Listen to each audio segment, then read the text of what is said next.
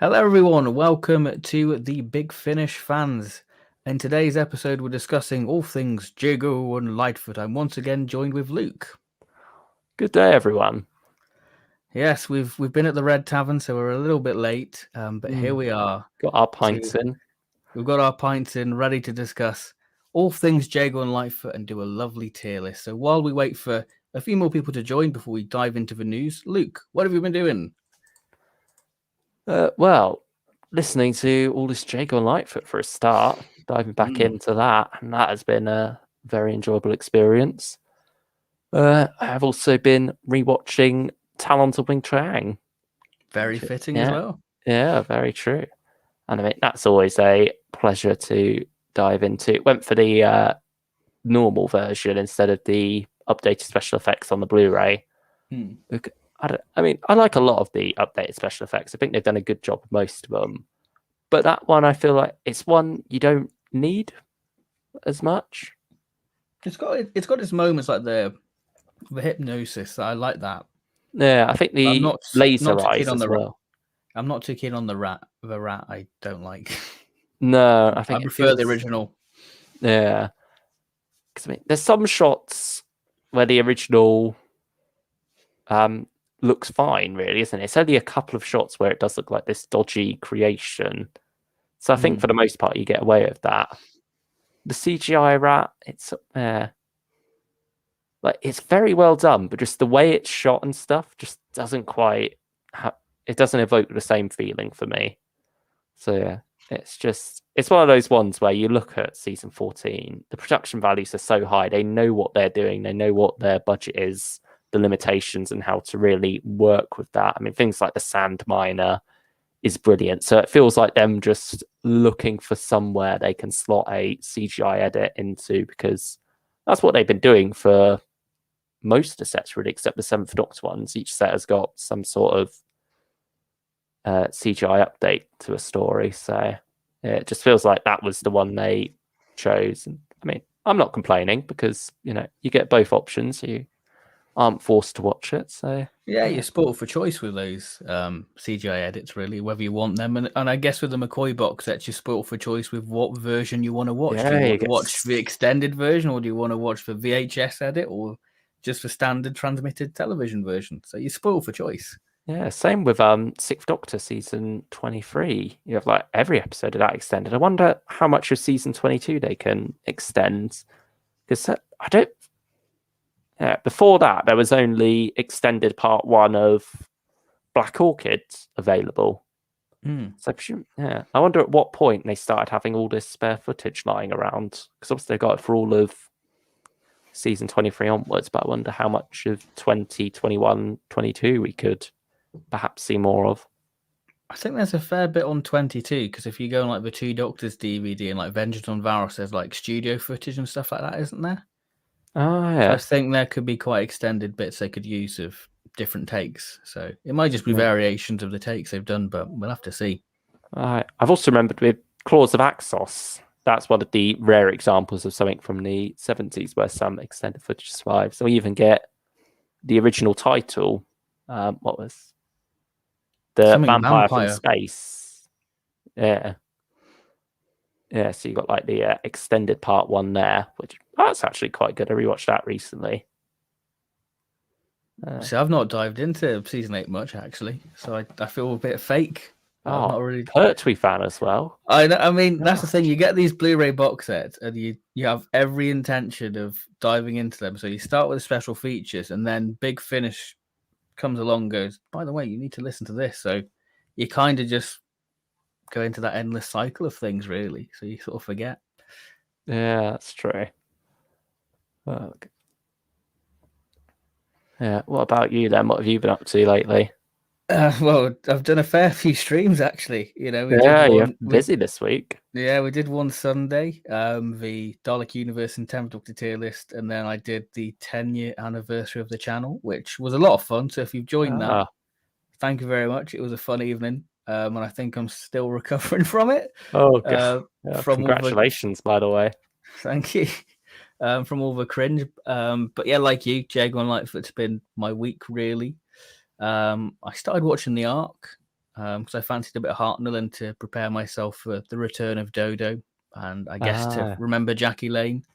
So I finished the first 2 episodes of that, and I'm kind of surprised, because it is 2 stories in one, isn't it? The arc you get the first part with the humans, and then the monoids after, isn't it? Yeah, it's very much the original double bill, I suppose. Like what Big Finish has done recently with the main range. So maybe we could see that in the Big Finish range, then, really. Them do sort of double bills of the first Doctor. Yeah, I'd like to see, or even a anthology, really. I'd like to see something like that. Yeah, it'd be quite nice, something a little bit different for them to do.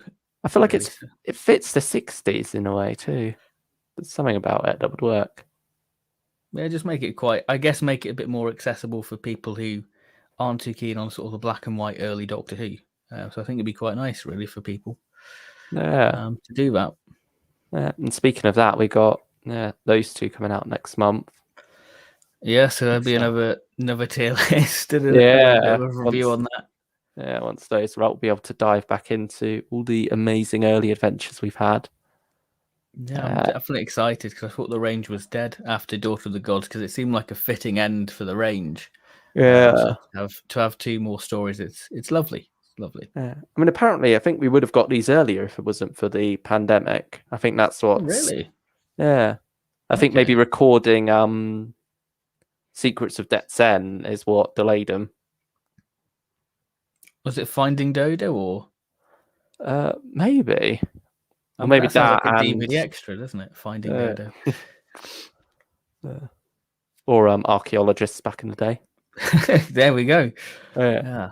But yeah, I think maybe Peter Purvis. That's right. Could be trying to get him into studio, yeah. Yeah, he might not have a home recording setup because he hasn't done anything else pandemic-wise, I don't think. No, I don't think he has. I think that's it. I mean, I think he's probably done a few Target novel audio readings. Yeah. He might have had those in the bag ages ago, though. Yeah, that is true. But yeah, I think you're right about Death's End being one of the latest things to record. Yeah, because it's with what's it called? After the Daleks. That's been one that we've known has been in the can for a while, thanks to like actors, resume leaks and stuff.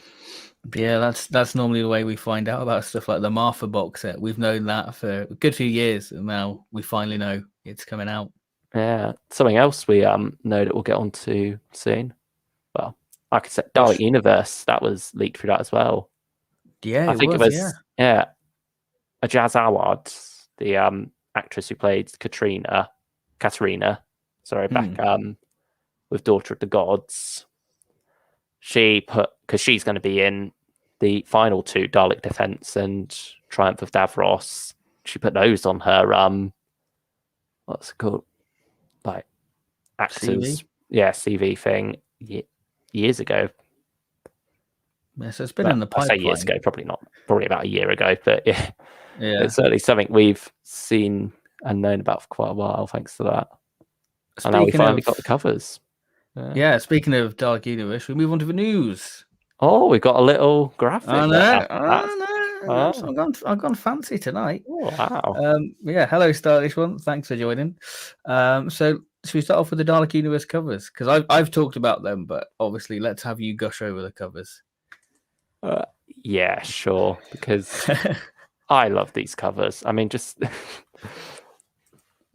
But the synopsis as well, it all seems quite intriguing. I'm very excited to see where we go now as we get full on into the Dalek part of Dalek Universe. Like we left off Dalek Universe 2 in an interesting place, and now we get to see that all play out. So I'm just loading up the covers now so I can... here we go. I mean, yeah, Dalek Universe has been pretty Dalek-like. Dalek Protocol, they're barely in it, considering. Yeah, and then they get one cameo in Wrong Woman, like just about what you hear in the trailer is what you get in the episode, really, isn't it? Yeah, pretty much. If I can do this as well. Trojan, but they do get a little bit in the other 2 stories, The Lost and the Cycle of Destruction. But it's very minor. It's only really the Trojan Dalek that we get some proper Dalek action. But even then, there's a twist on it. But now, Yeah, it's not- we get. Yeah. But yeah, now it's going to be full on, and I'm excited to see where they go because these covers are absolutely incredible. Honestly, some of the best Big Finish have ever done. I love how the Dalek defense has the classic Daleks in the sort of homaging the positions from the cliffhanger to Army of Ghosts with the Resurrection Supreme on there coming out as well. They're very much going for the 80s style, aren't they, here with Davros and played by Terry Malloy and this style of Daleks, and then Movellans as well. They were right at the end of the 70s, but you do still have the Movellan virus carrying through to Resurrection, so there's sort of a bit of a connection there as well. And you've got a sort of a Destiny Dalek as well, which I've only just noticed on the Triumph of Davros, which is really nice. Oh, like on his shoulder, on both Yeah. Davros and the Tenth Doctor's shoulder, and then Planet Supreme as well. I mean, we always love that Planet Supreme. Yeah, that looks absolutely stunning. I mean, that was the big selling point for Emissary of the Daleks. The old Nick Briggs' Planet performance as that Dalek Supreme as well. Just puts so much attitude into it, doesn't he? I mean, that's one thing I hope about seeing all these different Dalek designs on the cover, that Nick does the modulation to the era. Yeah. Just so you can distinguish what Daleks are speaking, really. If you're like, that's the 80s Supreme, and Yeah. I mean, the Resurrection Supreme's got a interesting voice as well, hasn't it? So yeah, I don't think they've touched the 80s Daleks much, have they? No, not really. But they look beautiful on these covers. I mean, it's funny that Supreme actually, because it's not a very noticeable Supreme in the story. Like a lot of the shots are in that dark room from the waist. I say it's a Dalek. It's not, but you know what I mean. Above the skirt, midsection. Yeah, the midsection up. So the main identifier that it's a Supreme is those white spheres on it. Hemispheres, yeah.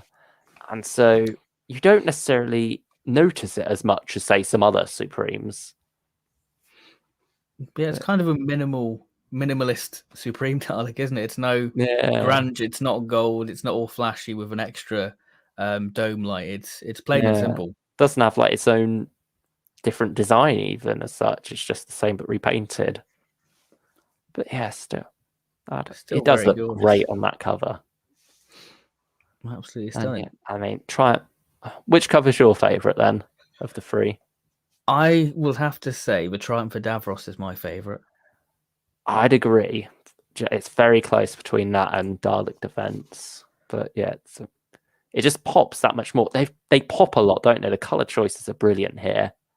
Yeah, I like the blue sort of mist and sort of with the reds and purples. It works so well. Yeah. Then you got Anya looking cool there with dual wielding her guns. I mean, she's looking very precarious with the guns. She should be looking where she's pointing it. She could be hitting anyone. I mean, when there are Daleks and Movellans all around, do you care who you're hitting? Well, depends what side you're on, really, doesn't it? Yeah. Very much looking forward to this, seeing how it all ends. Yeah. It's been a great ride so far, and hopefully it goes out with a bang. I mean, we've praised that set quite a lot, really. So yeah, I hope the covers deliver such an exciting adventure as they look absolutely stunning.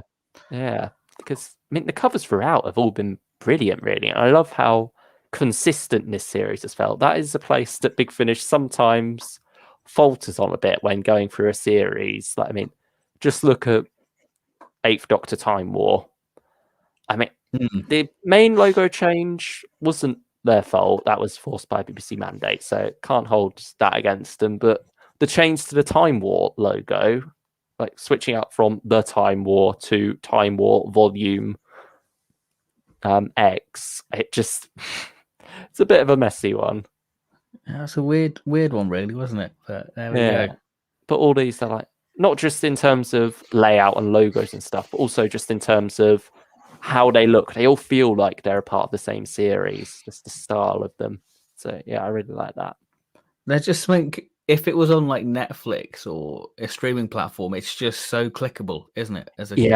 You want to find it out really. So I love that sort of that artwork where you just instantly want to experience what's going on. So I think that's one good thing about the Dalek Universe covers. You tempted by the vinyl still? I know you've been like tempted by double dipping, haven't you, for a while now? Do these covers are they the final push?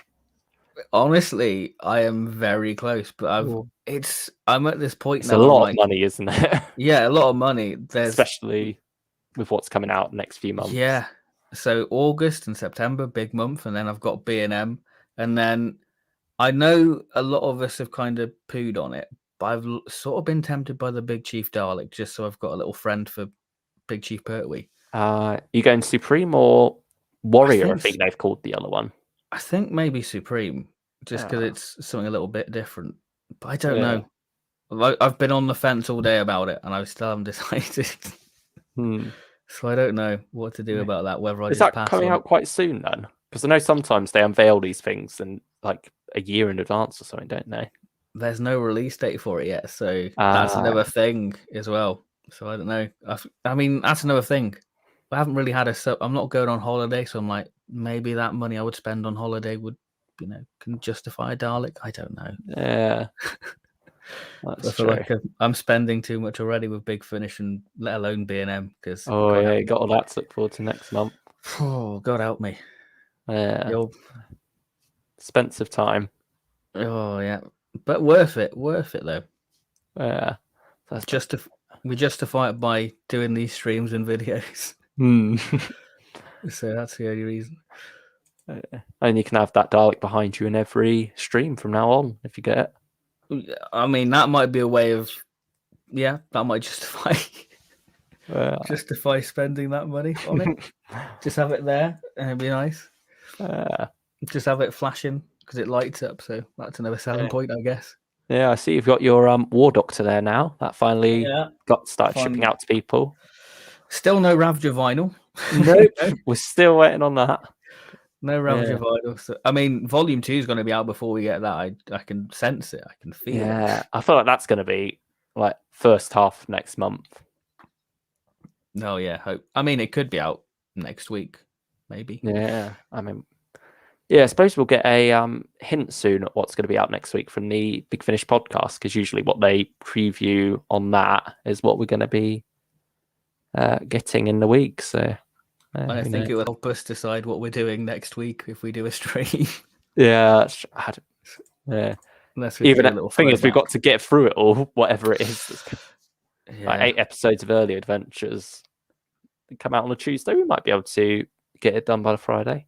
Yeah, we can squeeze it in, hopefully. If it is the Early Adventures. Yeah, that's true. We don't know. This is pure speculation. Yeah. I mean, something's got to be coming next week. We've got 4 different releases in the month. Or War Master. It could be War Master. That's normally pretty late in the month, isn't it? Yeah, but I don't know. Part of me wonders it might be early on, because surely they've had that recorded for ages now. That was like the first thing you unveiled. We've had the cover for such a long time. Yeah, I think it wouldn't surprise me if we got that pretty early. A stylish one. August is the first Big Finish month this year where every release, aside from Stingray, interests me and looks appealing. Oh, we know your problem. Yeah. I mean, luckily, Eccleston and War Master's been on pre-order since they've been announced, so that lightens the load. Yeah. But not by much. Yeah. The Triumph of Davros cover is the Big Finish equivalent of the Infinity War poster. I'd agree. Or maybe I'd agree with Infinity War poster. Also kind of the Endgame poster in terms of colour scheme too. But yeah, I know what you mean with the feel of it. Stylish one.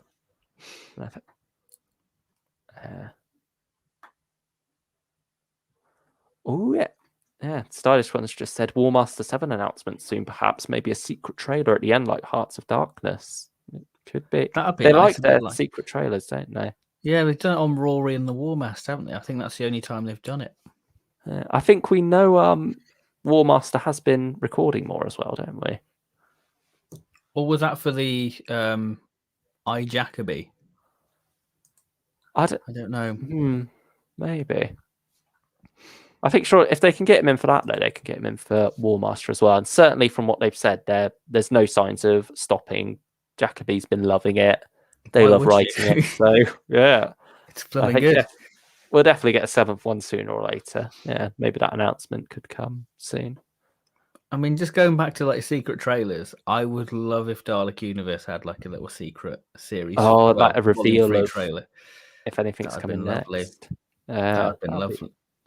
Or just, I think with like the Oh, at Eccleston the end. releases, yeah, they should have like little teasers of like next time, or just to feel more like the RTD era. But that's just me being really wishful thinking and what I want from the Yeah, new I think series stuff. especially. No, I mean with how close they're releasing, like 3 months apart, and with all of it being recorded in advance, there's definitely room for a like volume 3 trailer when we get volume 2. Like give us a reveal of the title at least or something. But Yeah, that'd be quite exciting. yeah. Oh. Should we move on to some other bits of news and then look back Yeah, in the we've chat? still got quite a few to get through, haven't we? Well, we can blitz Yeah. through a bit of news. Yeah. River Song, Third Doctor. Yeah, we speculated whether Tim would be joining, and he is joining, which is lovely. 'Cause otherwise, it would have been a bit of a wasted opportunity. So I'm glad that Tim is joining to annoy some people. I mean, the whole box set annoys some people.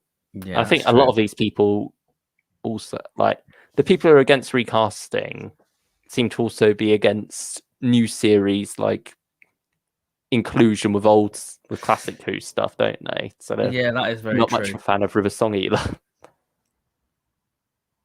But yeah, I'm excited. I'm looking forward to seeing what the set has to offer. Yeah, season 7, and the Unzal incursion was my favorite of the Third Doctor Adventures Volume 7. So I'm very excited. I hope that they just continue what they did with the Unzal incursion, because that was a real treat for 70s fans. Yeah. I'm kind of shocked actually thinking about it that the Candy Jar and the Hainesman estate allowed Big Finish to pair the Brigadier up with River. Oh, really? Yeah, because they have like quite a strong grudge against Moffat, don't they? I think. Yeah, that is even true. Yeah. out on Twitter, they've publicly hated on him in the whole Cyberbrig situation, which admittedly was a misstep from Moffat, but still, I just think for what we've seen, it seems they can be petty from time to time. So I'm almost surprised that they let this happen. Yeah, they are very glad they did. careful. Yeah, because it's the only sort of estate what really puts themselves on the website, isn't it? It's not like Terry Nation. Every time a Dalek's on the cover, they're like, this is owned by Terry Nation. So they want to make sure that you realize that the Brig's owned by this estate. yeah, it's weird, isn't it? I suppose it's because they're also publishing their own stuff, isn't it? The Lethbridge Stewart range of books. That's one of the few things that really is active with that sort of stuff. But then, yeah, even like K9, you don't have that every time with K9. It's funny, but I mean, a small price to pay just having like that at the bottom of every synopsis. Yeah, not that you get that far down to notice. No, but yeah, I mean, go. They're all looking quite exciting. It seems we're going back to the series 1 to 4 style, with it all being like not quite one long story, but a connected arc that leads to a encounter with the Doctor in the final one. And they all sound pretty great stories. The first one's the one I'm most excited for, because I love anything when Doctor Who does folklore, because I love that sort of when Doctor Who goes, this is our take on a bit of folklore, so I love that sort of stuff. Yeah, I think Terror of the Suburbs, that sounds like another good one, like getting a bit more domestic with Liz and seeing that side of thing. And also, just like this suburban utopia, that's sort of like the thing in the 1970s, was it like these new towns popping up all over the place? So I'm a little bit worried for that, because of suburban hell. I'm not too keen on that Fourth Doctor audio. I mean, it's James Kettle. Remember how great he did with Blazing Hour, I think. All right. Okay. You've persuaded me. I see your caution, but yeah, I think we're in safe hands. And the other two seem pretty great too. Yeah, It's just should be pretty exciting. yeah. I love how the River Song range can just keep doing loads of different things. Like no two series seem to feel the same. I think now with River, especially with sort of Series 7, they've started to go, okay, we don't really need a Doctor in there. I mean, I guess Series 9 goes against that, but it's nice that we've Depends had who time you away. ask. Some people say he isn't a Yeah, doctor. well, yeah, But but he is. He is. we've had time away from the Doctors now, so it'll be a nice little way to jump back into the world of the Doctor and River colliding into that. You know, We love our third Doctor. We love Tim Treloar in the role. So any more of that, we are happy to get. I think at this point, when you've done this many Doctors, you might as well complete the set and get River meeting all of them. well, yeah, you've got Troughton, so Troughton's still to go. Yeah, and then well, maybe Jonathan Carley as well. Yeah, because that's a nice little segue to a comment in the chat Oh, by Stephen Wright. I would love to see a River Song box set where she meets the War Doctor and where somehow she ends up in the Time War and gets tangled in events and meets the War Doctor, or a box set with the Ninth Doctor. yeah. I mean, she has sort of been involved in a Time War before with the War Master, hasn't she? Yeah, with that was so River 5. Yeah, so obviously War Doctor isn't impossible. I think that's certainly something we could see one day. And then Ninth Doctor as well. Christopher Eccleston even got asked about that in that Q&A they did. And he said, I have no idea who she is, but I'm happy to meet her. Yeah, so there we go.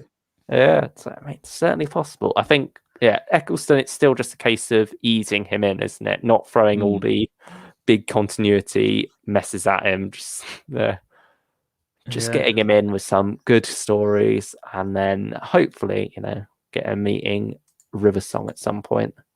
I mean, for all we know, River and 9 could have already happened and be in the can. Yeah, you never know with Big Finish. You really don't know. But yeah.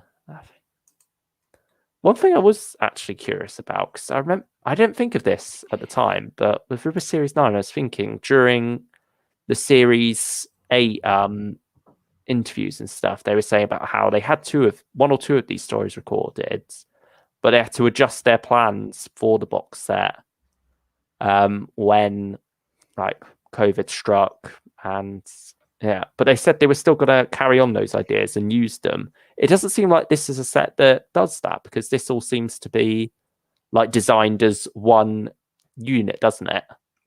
Quite literally a unit. Exactly.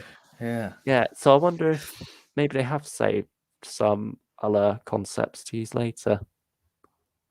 Maybe we'll find that in Series 10, or maybe River will have 2 box sets. I swear she had 2 box sets when she started, but then it sort of became 1 box set a year, didn't it? Yeah. I mean, it is 2 box sets this year.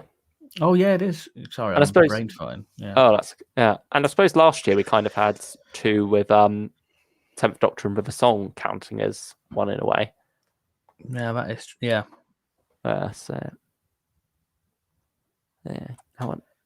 Because it seems to have been one every January consistently for a long while now, but I'm not sure if they would release one this close with it being out in October.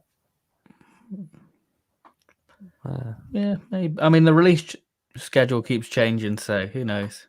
Yeah, you never can predict it with Big Finish. Sometimes, with this announcement, I wasn't thinking we're getting another River Song set this year, but suddenly out in October.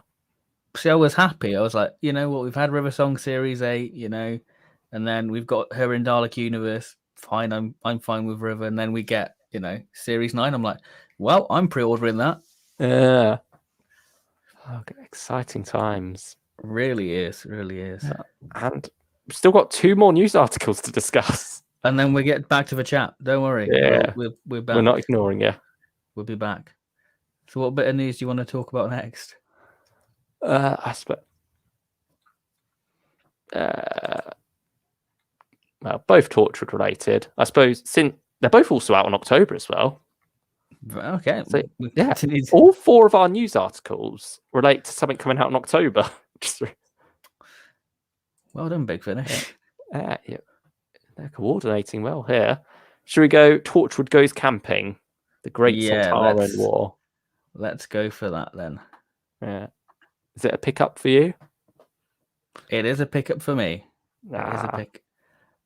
Because for me, the Torchwood stuff sort of I cherry pick it. and this definitely Same. excites me. This definitely does excite me. It feels like a spiritual sequel to the Seventh Doctor story in season 24. Delta and the Bannerman. Delta and the Bannerman. There we go. I don't just Welsh holiday park, ridiculous alien story. I mean, it's sort of got similar vibes. Yeah, it just proves that Big Finish, they watch these streams because we said we'd be doing a Jago Lightfoot and Strax, and a week later we get a Sontaran story in Torchwood. Yeah, so. I mean, that is Strax, isn't it, on the cup? Like, obviously, it's a different Sontaran in the story, but that is. Yeah, that is Strax, definitely. Yeah, would have been nice if they maybe edited some sort of thing to make him unique on there, but well, I'm not too bothered. He has a cat. That's unique. Yeah, but you know what? Like a facial feature, like a skull or something. Yeah. Or a little goatee. That'd be nice. Yeah. I'd almost prefer them to use Karg from Sarah Jane Effect, because there was something a bit more grisly and brutal about the look of that. Yeah, whereas this is a scuffed armor.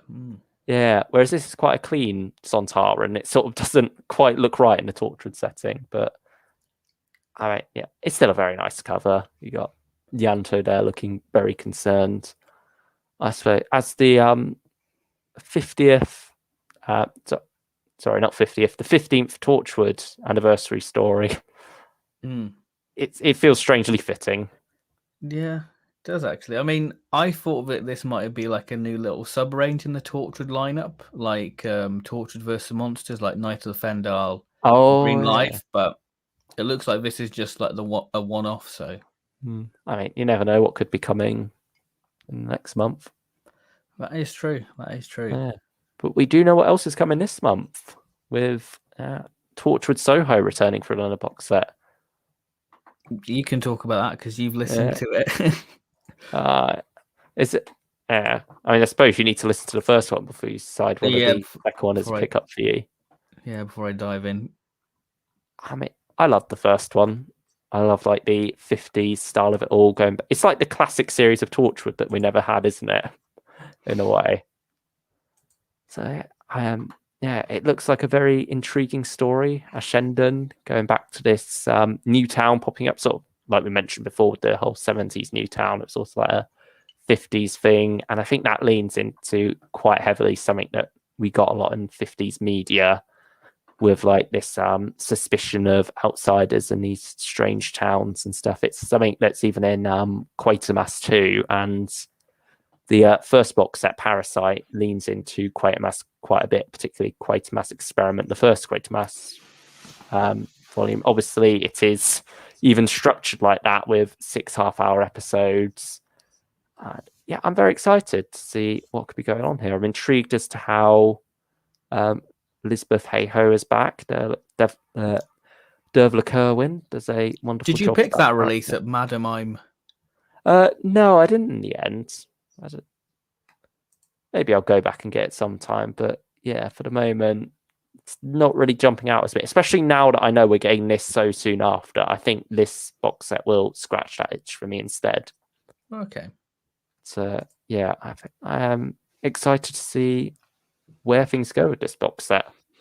It's certainly some of the most intriguing, exciting stuff Torchwood does for me. And I love how with Torchwood, they have expanded it so much beyond the TV series and given us these things which are completely different to anything Russell T Davies was doing back in 2006 to 2011, was it? Yep. Yeah, like we get to branch out and explore this totally different side of Torchwood. And it's very much like the worlds of Torchwood now, isn't it? Like with all these different releases we're getting recently with Yvonne Hartman and Billis Manager, all this stuff. Even Zachary Cross Flame, you know. I am excited about. I might get that one actually. The Zachary Cross one. Yet another thing to pick up in August. The list grows.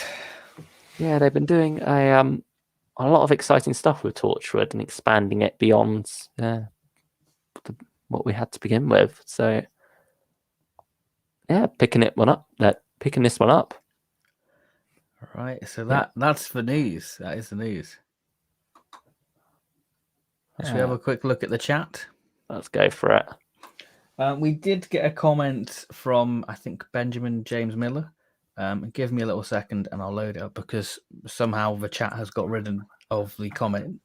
The first comment is, would you like to see Matt Smith do Big Finish? Absolutely. The more Doctors, the merrier. Definitely. I think it might be a while though, sadly, but hopefully one day we can get him in. I mean, we've already got Arthur Darvill. I'm pretty sure he'd be happy to jump on with Matt and Karen if they came back. So, or have I think a Matt and River box set like the 10th Doctor. I'd be down for that. Yeah, I'd definitely be excited for that.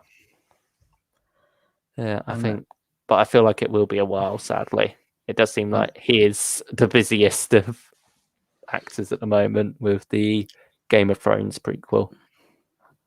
Yeah, the little prequel to that. I think, is it House of Dragons? Something like that. Yeah, I think, or was that the one that they cancelled? Because I know they had like 3 spin-offs in development at one point, but then they had to, cut back on them. Yeah, you'd know more than me. I know. I mean, I'm watching the show at the minute, so I should be an expert. But yeah, the other question is, what is your favorite Cyberman design, and are you planning on doing a tier ranking of the Cybermen and Dalek designs? We weren't, but we could be because that is a very good idea. Do you know what? That could be next week's stream. Yeah, I mean that's one we don't have to listen or watch anything to prepare for as well. So no, I mean we could do that tomorrow if we wanted. Yeah, it's that nice. But yeah, I think that we can put that on the list now. Yeah. Do we spoil it now then? Because if we say what our favourites are, that would spoil the would spoil the list. Yeah. Have to wait and see. Have to wait and see then if we're going to do that. Oh, I shouldn't have suggested it now. We've got an excuse to duck out of that question. There we go. So you'll have to wait and see what our favourite Dalek, and I feel like would be very different actually. Yeah. Because I know what Daleks I lean to, and I feel like you're different to me. I don't know which Daleks I lean to be fair. I think I like quite a lot of them. But yeah. So, yeah, we could probably do that both in one video, couldn't we? Yeah, we could do. Yeah. Yeah, I mean, that'd be quite exciting. Right, so what else have we got in the chat? Let's have a little look. Whereabouts? I've got a few Jago and Lightfoot hot takes up my sleeve. Well, we'll see how good your hot takes are later on in the stream. Ooh. Stephen Moffat continues to confirm spoilers even beyond his tenure showrunner. Yes, and we love him for it. Oh, I mean, everyone knows. There's no point keeping it a secret. It should have been in the little teaser trailer on Sunday. Yeah, or even like a picture of it when they were unveiling some things, because it's not exactly like it's going to be a huge surprise. I mean, like a similar picture to what we had with the Jadoon reveal. Yeah, I think that would have been nice. Chibnall era is over. It's not over yet. We've got another year of it. Yeah, 9 more episodes. I swear it was 8 episodes for series 13, but now it's 6, so I'm rather confused. I think it's because it's the production block of it. So those 2 episodes are going to become the specials. Okay. So it's like the New Year's special, the what's it called? Big spring special, and then they ordered an extra one to be a feature length, as they say, but it'll probably just end up being an hour. Like farewell to Chibnall and Jodie with special in the autumn. Yeah, I mean, I think that just proves that Doctor Who is most definitely not dead. If the BBC are commissioning an extra episode to celebrate their centenary, so I think that Doctor Who is still thriving. Yeah, and I'm sure we'll probably get a new Doctor and new showrunner announcement at some point. I assume probably they'd have to find a showrunner first and have them cast a new Doctor. Yeah, because I think Chibnall put in his statement that he looks forward to whoever BBC and BBC Studios hire. So we'll have to see. Yeah. I mean, who would you want as showrunner? Just out of curiosity, just to throw it out there. I don't really know. I'd just like someone new out of nowhere, really, to give us something Okay. completely different, and hopefully refresh the series. As for, have you got any picks for your showrunner or 14th Doctor even? I'd quite like I mean, I know he's busy, but Neil Gaiman would be nice. I feel like Neil Gaiman would be like Hinchcliffe meets like the fairy tale of Moffat, or Maxine Alderton, who wrote The Haunting of Villa Diodati. I think that'd be a nice shake-up because I think that she's doing very well, and I think Toby Whithouse would be good. Yeah, I think he was one of the favourites when Moffat was going, wasn't he? Yeah, I think he would have been a nice little successor for Moffat, but I'll have to wait and see. Yeah, I know what, because they're going to be taking over in the 60th anniversary year as well. I wouldn't want to be in that guy's or woman's shoes, whoever takes over. I think it would be interesting as to like just for a one-off, mate. Get like maybe put off the 14th Doctor for 2024 and sort of have a multi-Doctor story set out of the like ongoing continuity. If that makes sense. So obviously, like it would be set like as Big Finish do, really, like set during older Doctor's eras, and maybe get Moffat or RTD or both of them together to write that. That would be quite nice, actually, to have those two write together. Yeah. Yeah, and I think that could be a bit of just a one-off throwback to celebrate 60 years, and then we carry on into the 14th Doctor's era. I mean, who would you want as the 14th Doctor, out of curiosity? Do you have any picks? No, not really. No one jumps to mind at the moment. I feel like I've had a few in the past, like just randomly think like you watch. What's her name? Sophia D. I can't quite remember, but she's in Loki. She played Sylvie. Okay. She was brilliant there, and I could definitely see her doing a very good Doctor. But I think she might still be too busy with the MCU, so that sort of depends there on that side of things, really. But yeah. I mean, I'd quite like one of the people from Horrible Histories. I think it's Matthew Baton, I think. Oh. I don't know if you can see. He looks a bit doctory. Oh, yeah, I could see that. Looks quite doctory, so I'd quite like him. All right, let's go back to the chat. Right, so let's go back to the old chat, and then we'll dive into some Jago and Lightfoot. That's how we in the old chat. 8th Doctor Time War 5 will probably be a double-length dual case to make it look even and more inconsistent. That's true. It's one of the most inconsistent things on the shelf. And then Unit Nemesis must be getting a trailer soon. It's coming in a few months, and they've already released the cover and story details. Yeah.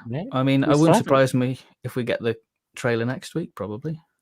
We still haven't got the cover and cover or trailer for Third Doctor Volume 8 or River Song Series 9, so and they're out the month before. Yeah. They could be next. I mean, staying that Big Finish, there's no sort of set when you're going to get a trailer or a cover. It's sort of a nice surprise when you go onto Twitter and you see a new cover, like, oh, that looks nice. I mean, even with announcements wise, there's no real set pattern. But, yeah, because I remember the news what dropped the other day about Jodie and Chibnall leaving. I half expected it to be like Big Finish news because they posted like the image of like all the Doctors together. I was like, are we gonna get a new Doctor? Yeah, that was curious, but no second or first Doctor in that image. Weirdly, yeah, that's a bit odd. Well. I had a laugh reading DWM from a few years ago where they made a report, K9 in Timequake. If the BBC don't want to make a 60th, they could always make Timequake, or Big Finish could make it. Yeah, I was at one of the unveilings for Timequake for like the K9 and Omega design. Wow. I mean, that's definitely aged well. I mean, I'm sure pandemic's probably slowing them down, hasn't it? Yeah, I think that's stopped. It's coming one day, I'm sure. I'm sure we'll be all going to cinemas soon to see K9 on the big screen. Lee Binding's last Torchwood cover, shame, but what a way to go. Yeah, it is a good cover. Yeah, Cover. I wonder why he's decided to move on, or if is it even his decision? If Big Finish just said, you know what, we're commissioning someone else now. I'm not sure who exactly decides these things. Like, no, has he moved on from Big Finish designing in general? Or of a collection box that's taken too much of his time. He's like, I can't do Torchwood. Yeah, who knows? It's something you never really think too much about, is it? Is the Torchwood line continuing after that? Certainly, it's continuing until 60 at least, because they've got that all up and ready to pre-order. So, I assumed that they were finishing the Torchwood monthly range and going into the box sets like the Doctor Who stuff, but maybe not. Yeah, well, maybe they will after 60, but you know. Ben, your comment about wanting a Sontaran to have a goatee reminded me of the 11th Doctor Titan comic with those Delgado Master hybrid Sontarans. Yeah, they were a strange thing. Very strange. Oh, gosh. 11th Doctor and Paternoster box set of Smith joins. Yeah, that'd be quite nice to explore that, especially in sort of the gap between Angels Take Manhattan and the Snowmen. Yeah. I think it'd also be interesting having like a Paternoster Gang Origins set, because we never really see the Doctor's first adventure with them, do we? No, we don't. Because when they turn up in Good Man Goes to War, he's already met them before. Yeah, so maybe that could be like a whole Big Finish box set in itself. Yeah, that'd be quite nice. Do you think Joe Martin will step into the lead since Jodie's leaving? I mean, I'd be down for Joe Martin. I think Joe Martin's the person I'd like to see. Otherwise, it would be kind of a waste of Joe Martin. I think she's wonderful. Yeah, I'd definitely like to see more. The thing that makes me think that won't be the case is because Chibnall's not staying. Yeah, it's very much his vision, isn't it? Yeah, because he casted her. And so whoever's coming in next probably will want to cast their own Doctor, won't they?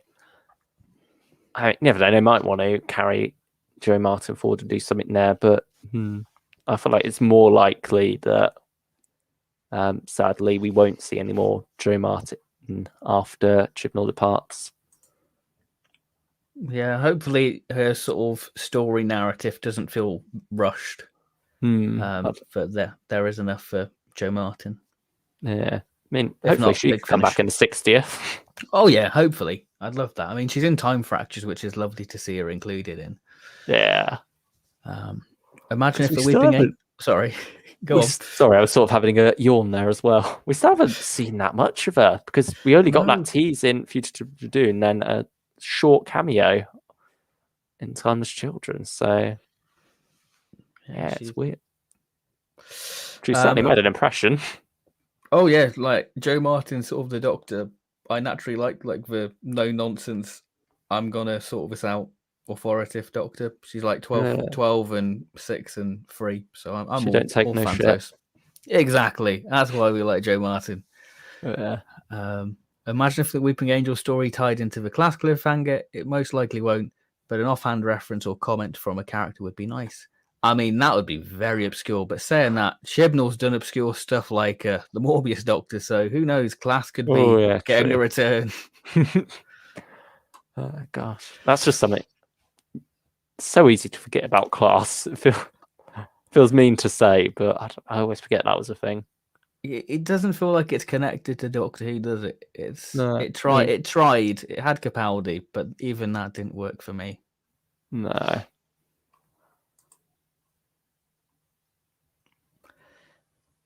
The last 2 episodes of Series 13 are now missing episodes, and they will now be an animated recreation.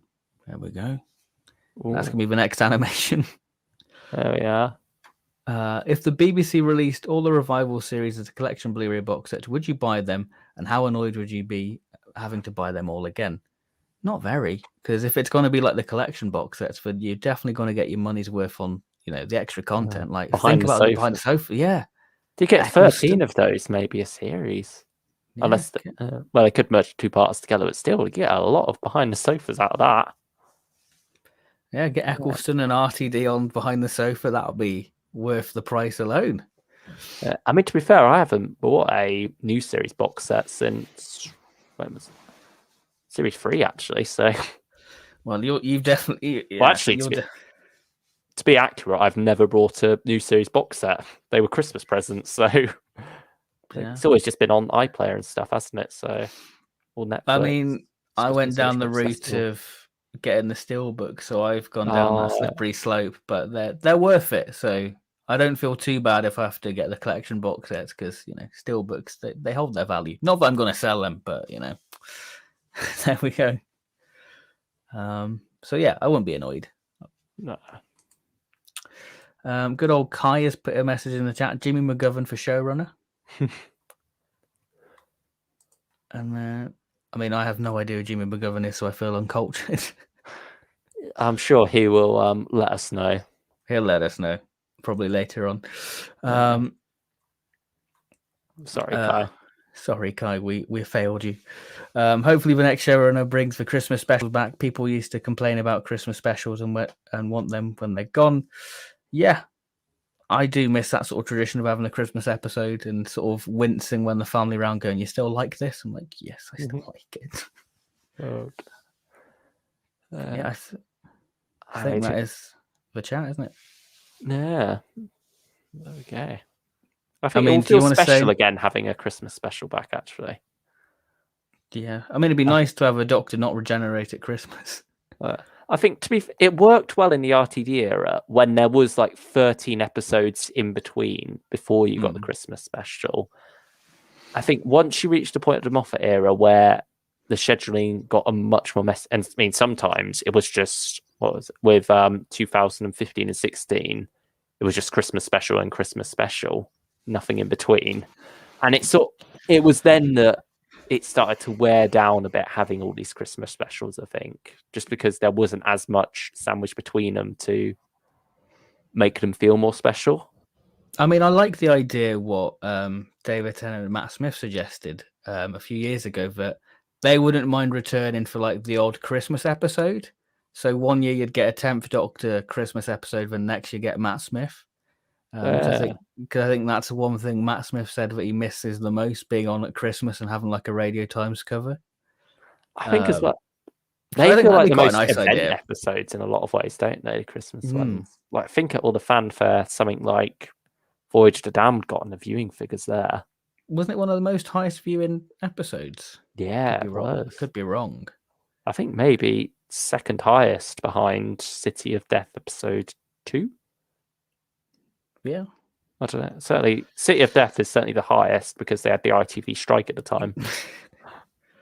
Yeah, it's one of those unfortunate events what sort of has happened for that, but I mean, I suppose similar strikes knocked Sharda off the production schedule later that year, so swings and roundabouts. Got its revenge. Yeah. Bring back the Absorbaloff for the 60th. Why not? Peter Kay's coming back doing a tour, so the Absorbaloff can come back. So imagine having the Absorbaloff as the way to include classic Doctors. Have Colin play the Absorbaloff. Oh no, poor Colin. Have Colin, Sylvester, and Peter and Tom just absorbed into it. Therefore, you don't have to worry about how much older they look because they're just there as part of the Absorbaloff. I want it to be like the Five Doctors, bits of my past are fading away. She tastes like rice pudding. Oh, God. There we go. Oh, man. Okay. Maybe Stephen Fry, have him play, what's his name? We never got Peter Kay's name, did we? Like his Absorbaloff name. I'm sure there is in some weird expanded media. I'm sure there probably is.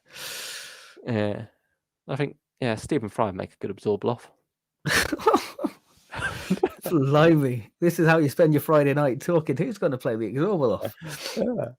Oh, man. The irony in the strike action initially helped Doctor Who with City of Death, but damaged it and lost a Sharda.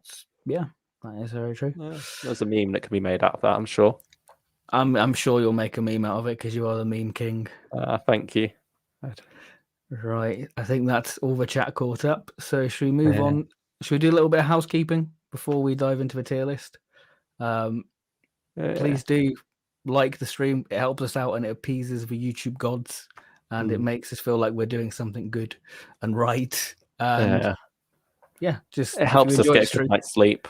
yeah, it helps us sleep at night if you like the stream, and subscribe, because I'm on the road to 2K, and Luke's hosted the channel since I've been away for a few seconds because of the internet. So we're on the road to 2K. We're on the road to 2K, and we do weekly streams all about Big Finish and just general Doctor Who chit chat. So if you like that sort of stuff, then hit that subscribe button. And of course, Luke's channel's in the description. His YouTube channel might be dead, but if you subscribe, it might make him join YouTube back again. Yeah, enough subscribers, and maybe I will feel the motivation flow through me. I think I'm close to 300 subscribers now, actually. So it's maybe hitting that milestone will rev me into gear.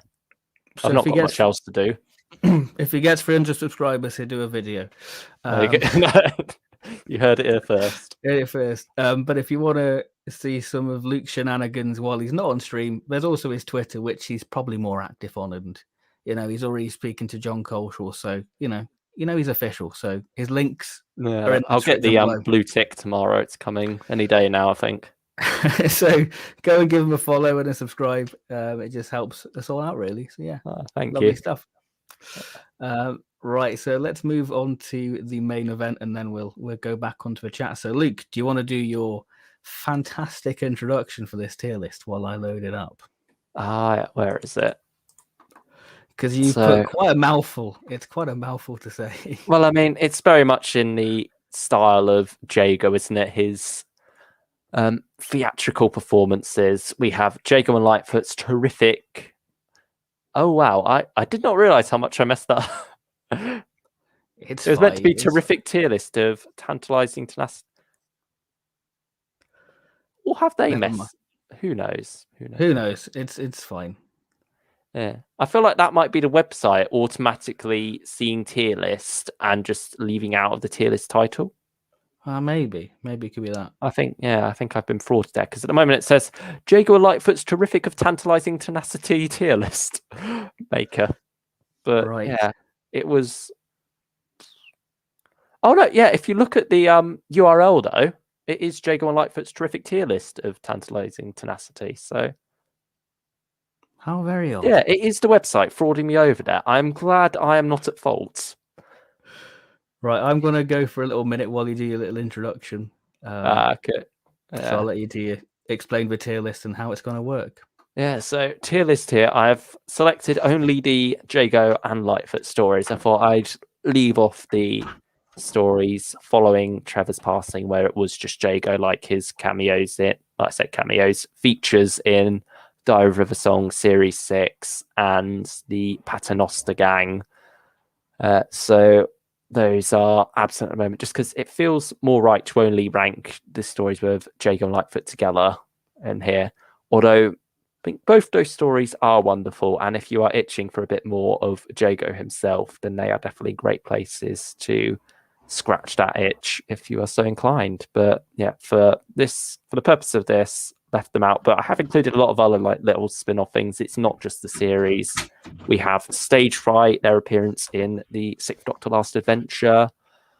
We have The Voyages of Jago and Lightfoot, and we also have Jago and Lightfoot and Strax, another classic which we will be talking about a bit more in depth later, followed by a in-depth look at Series 12, both things we have re-listened to before this to really get back into the Jago and Lightfoot mood and be able to have a proper discussion about a series.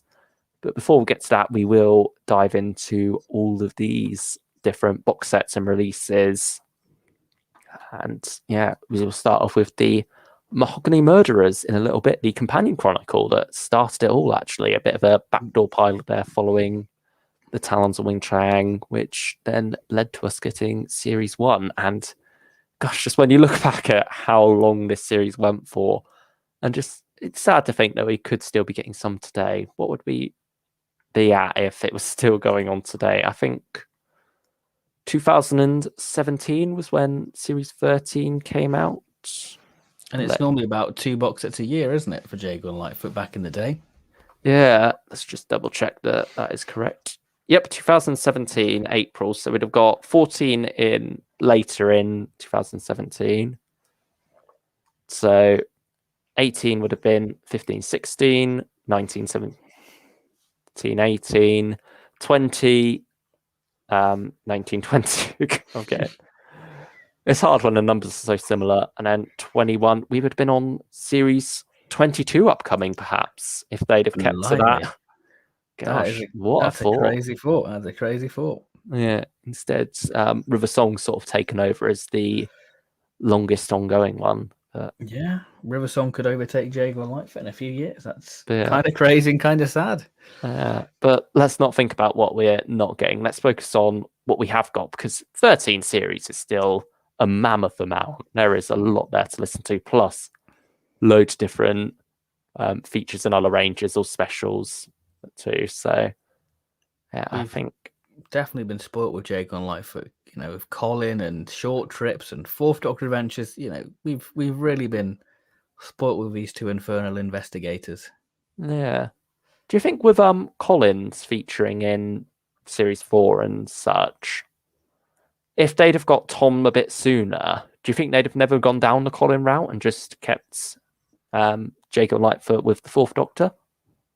Because I think yeah, the Fourth Doctor would definitely have appeared in. I'm surprised they never took advantage of that really, and had him in an actual box set like series 13 to celebrate Talons of Weng Chiang really. Or series 11 would have made sense going up against the Master, yeah, Crispy, since that does tie into Deadly Assassin as well quite a bit. I mean, I'm sure you'll discuss that later on. Yeah, we got all that to look forward to. We've got all this, all these lovely box sets and stories to discuss, really, which is lovely.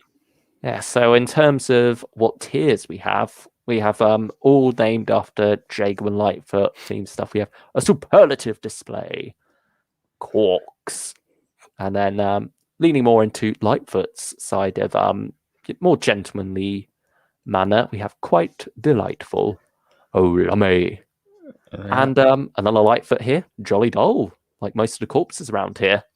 And finally, we have a reference right back to episode 1 of Talons. Deserves a punt up the posterior to propel it onto the pavement. So, yeah, will any of the these releases end up in dingy depths? Who knows? We've been quite nice to the stories that we've tier listed so far. So maybe this could be the night. Who knows? We will see. I mean, someone said they had some quite controversial Jago Lightfoot opinions, didn't they, in the chat? Yeah, but apparently the stylish one's got some hot takes, so we'll see how hot your hot take is, and whether it's a cold collation of whatever, really.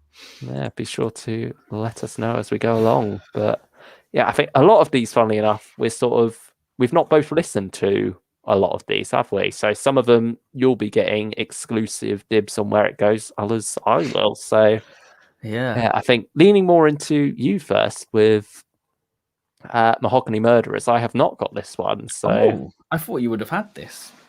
To be fair, I'm not sure why I don't really, but yeah, a bit late now. Well, yeah. I mean, I can disappear for an hour if you want, but quickly download it, get it going. I mean, I think I got it for like 99p because I swear they had it on like a Jago and Lightfoot sale a few years ago, and I was like, I'd pick it up then. I wonder if that was the same time they put series 1, because I got series 1 for very cheap. I think like maybe £8. I can't. I remember I looked this up like after our last stream. We had like a little chat when we were decided to do Jago Lightfoot next. I had to check. Because I know that the first, if you want to get into Jago and Lightfoot, then the first 6 series are on Spotify. So you've got no reason not to check Jago and Lightfoot out.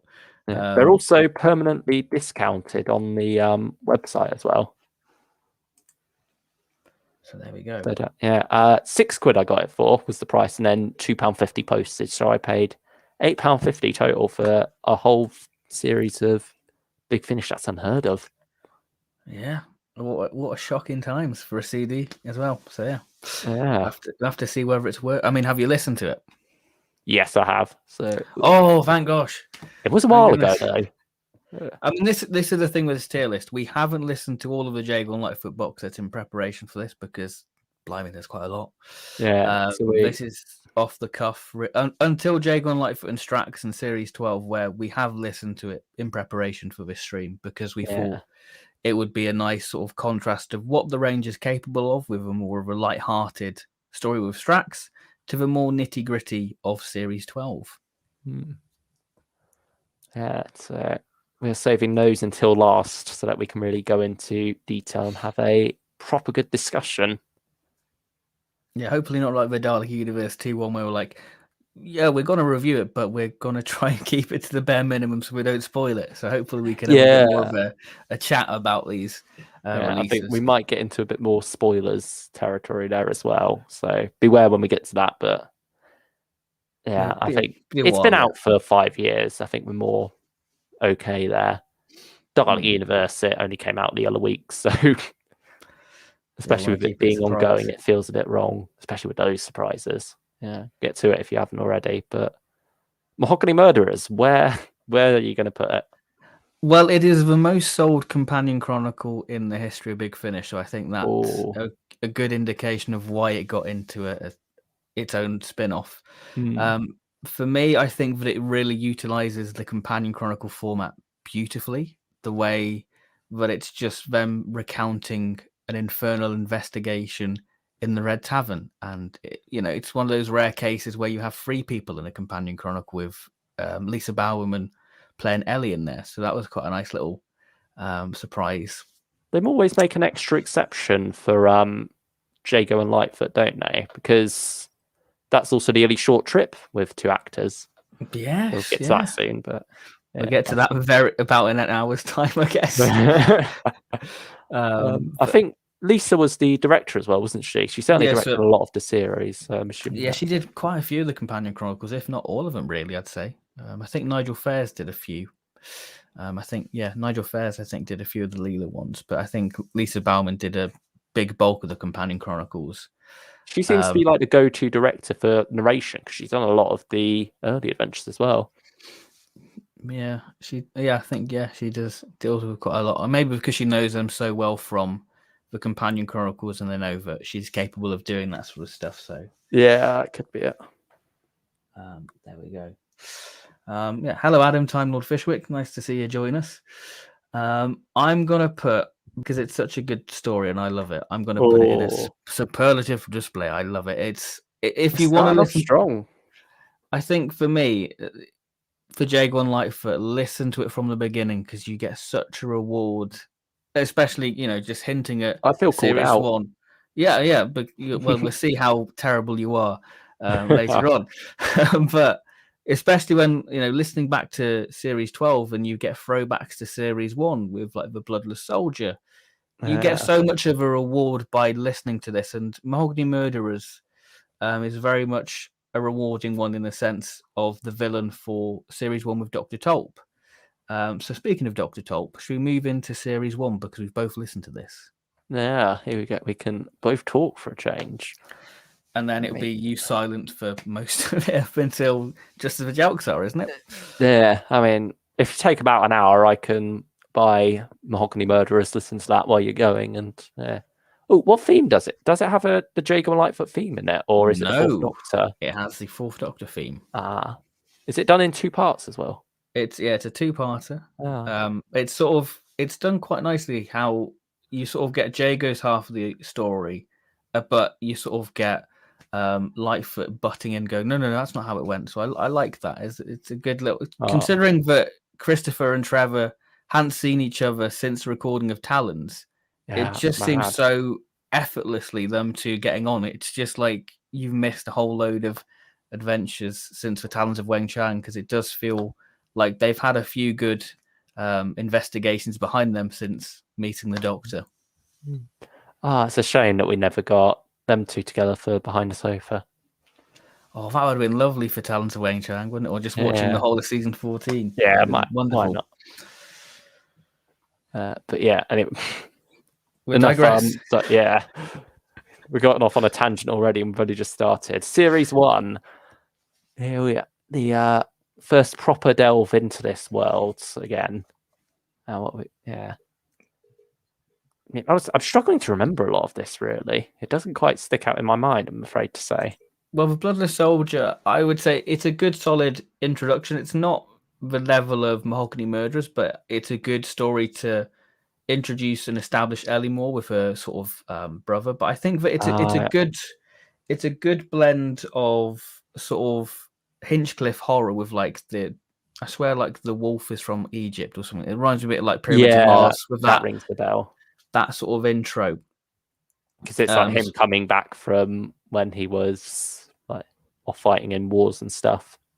Yeah, so it feels very much evoking that era of like the 70s, but it does have that sort of modern flourish to it as well, I would say.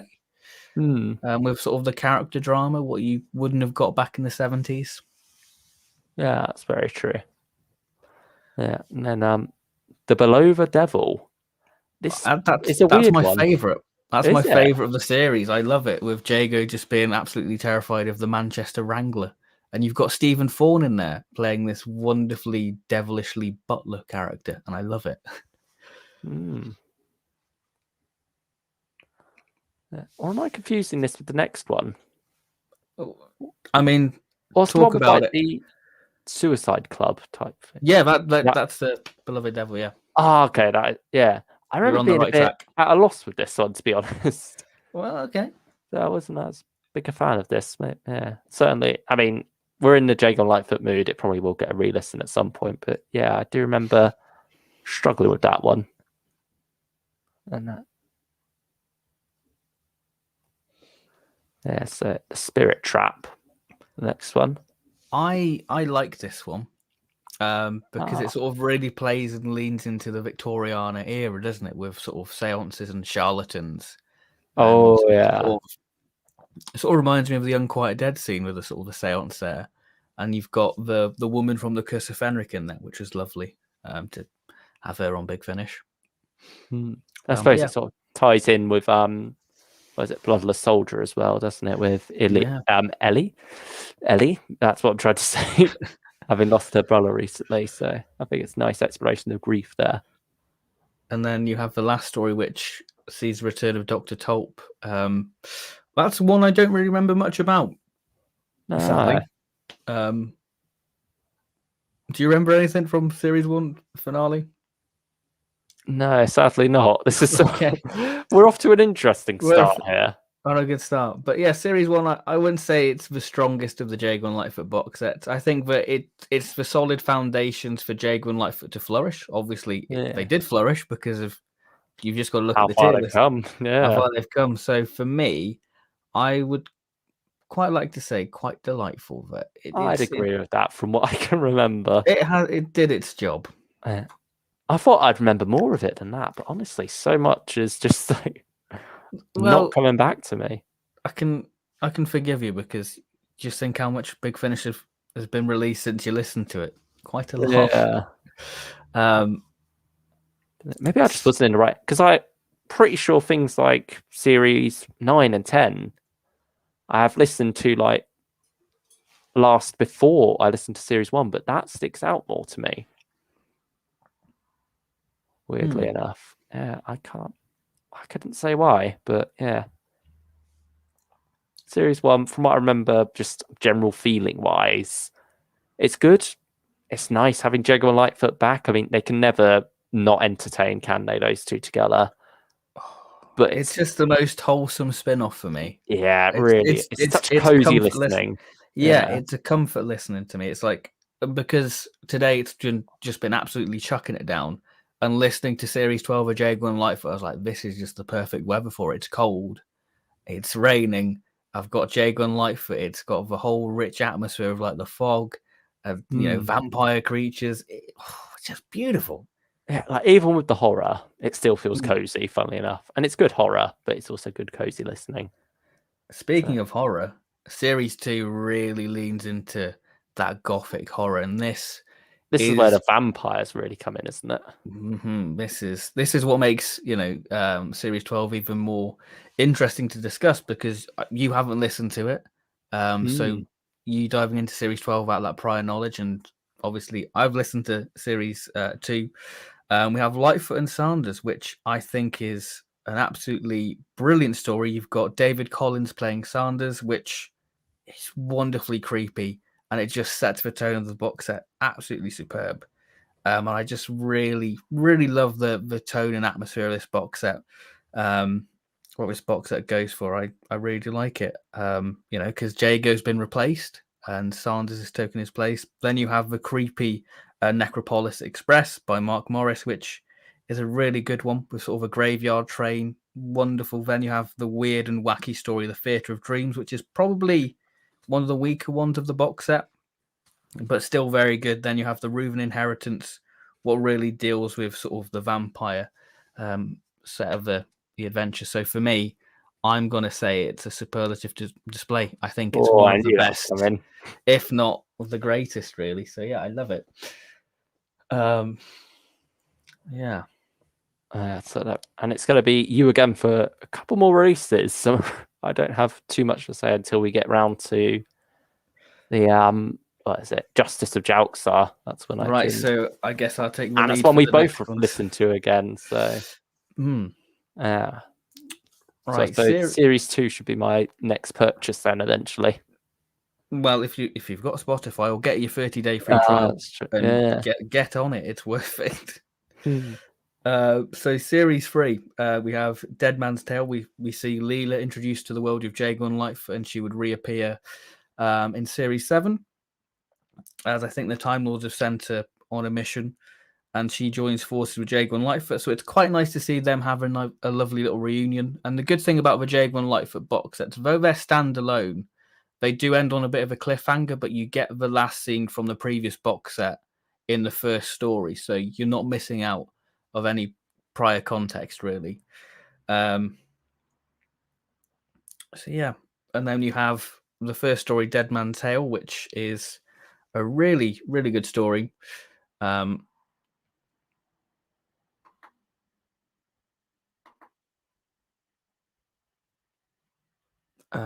we go. Which is a really good story to open the box set. Then you have quite an experimental story by Matthew Sweet, which is The Man at the End of the Garden, which is, Matthew Sweet's kind of a hit and miss writer. He's quite experimental, but it's a good little story. Then you have Swan Song by John Dorney, which is the New Regency Theatre Haunted, which is quite a nice one where you see sort of the past and future start to mix together. So it's a really nice little story. And then you sort of see the whole sort of arc of the series come together in Chronoclasm. And I think that again is quite delightful as a box set.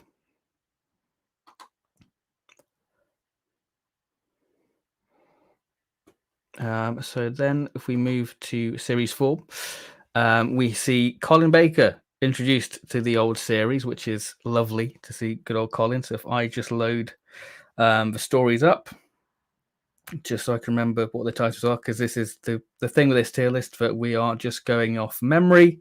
And it's been about, how long has it been since I listened to this? About 5 years. So we start the box set with Jago in Love by Nigel Fairs. So I think that this is a really, really good little character story for Jago, as we see him go to Brighton and have a bit of a love interest with a music hall singer called Abigail Woodburn, which is lovely. And I think, Leela sticks around for Series 4 as well, because she's in Beautiful Things by John Dorney. And we have Oscar Wilde in this, so it really takes charge of the sort of the musical stance. And then you've got The Lonely Clock, and you've got these two villain characters in there, a bit like Laurel and Hardy. If I can get the cast list in there. I think it's Mr. Kempston and Mr. Hardwick. So they're sort of the big bads of the series. I suppose even Jago and Lightfoot themselves play into that slightly. Yeah, I guess so. Lightfoot himself being much tall. I mean, because you only see him together for 2 episodes of Talons, but only then you notice that Lightfoot does have a bit of height over Henry, and so. And he's got a bit more of a stouter figure. It's not as extreme as Laurel and Hardy. What are you saying about Christopher Benjamin? He could play the Absorbaloff. There we go. He's in the 60th, confirmed. There we go. It's just going to be the Absorbaloff mania, isn't it? Yeah. Oh, But absolutely. but yeah, certainly it's not as full on by any means. But if you want to see a comparison there, maybe you could. I mean, I just did.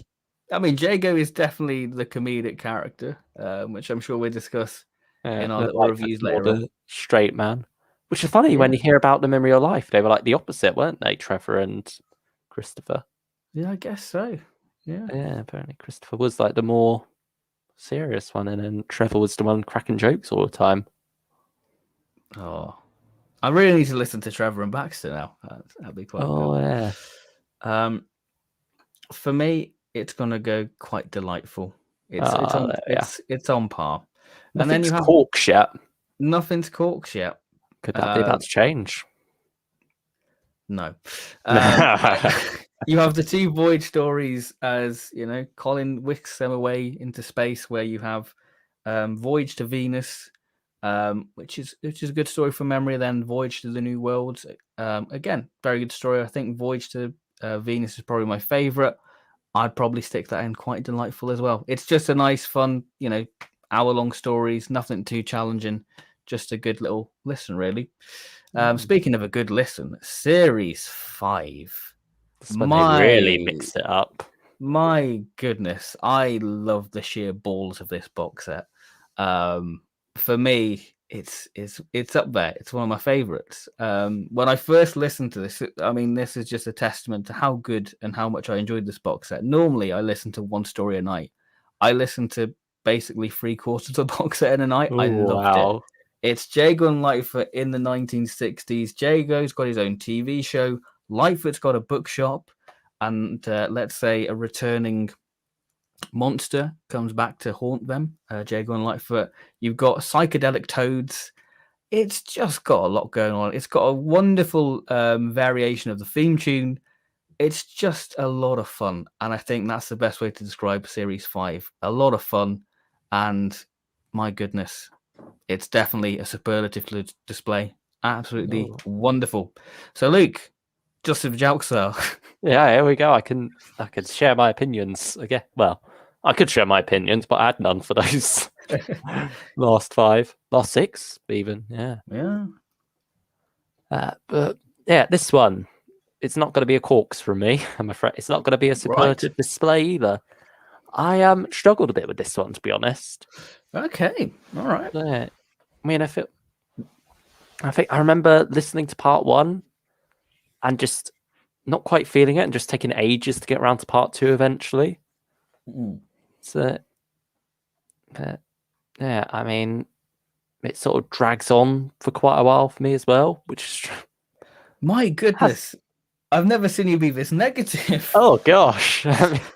I mean, yeah, Christopher Benjamin and Trevor Baxter, always wonderful, great performances from them. Stop backtracking. You've done the damage. Oh, just stick it in Olummy. That's how I feel. Right. Or even Jolly Doll for me. Even. What about you? For me, I love it because it's Mary Tam. I love the Series 2 of the Fourth Doctor Adventures. I think that it's such a good little story. You've got Jago falling head over heels for Mary Tam. I mean, who wouldn't? And I like that whole sort of mystery and that sort of riff of the ended talented Wang Chiang. The stone is quite an interesting idea, and for me, it's one of the highlights from Series 2 of the Fourth Doctor Adventures. Obviously, Series 2 of the Fourth Doctor Adventures doesn't seem like your cup of tea, then, by the sounds of it. But it's my only one from that series, actually.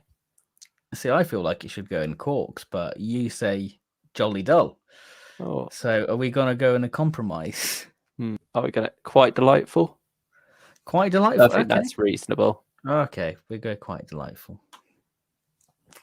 Series 6. This is when Jago and Lightfoot goes a little bit strange for me. Like, still enjoyable, but I feel this is when I start. I mean, after the highs of Series 5, it had a lot to live up to. Is this sort of back to normal as well, like back in Victorian London again? Yeah, as we see them sort of become appointed by Queen Victoria, and they're working for Her Majesty. So we start off with this skeleton key. by Jonathan Morris, which is very much your traditional Jago Lightfoot story. I think that's probably one of the most quintessential stories of the box set. And then I think the second story is sort of Jago in sort of a zoo, and there's something to do with a monkey and Sigmund Freud from memory, which is pretty interesting. Again, by Matthew Sweet, so it's a kind of an experimental story. So that could be quite hit and miss. And then you have a military intelligence, which starts sort of a two-parter for this, because I think the big bad for this box set is, I'm trying to remember, is it I can't remember, the Colonel.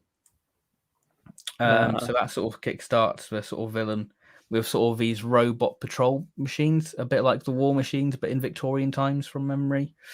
And it all leads to a dramatic ending with the trial of George Lightfoot, and basically see Jago Lightfoot become fugitives. That's sort of like the arc of Series 7, isn't it?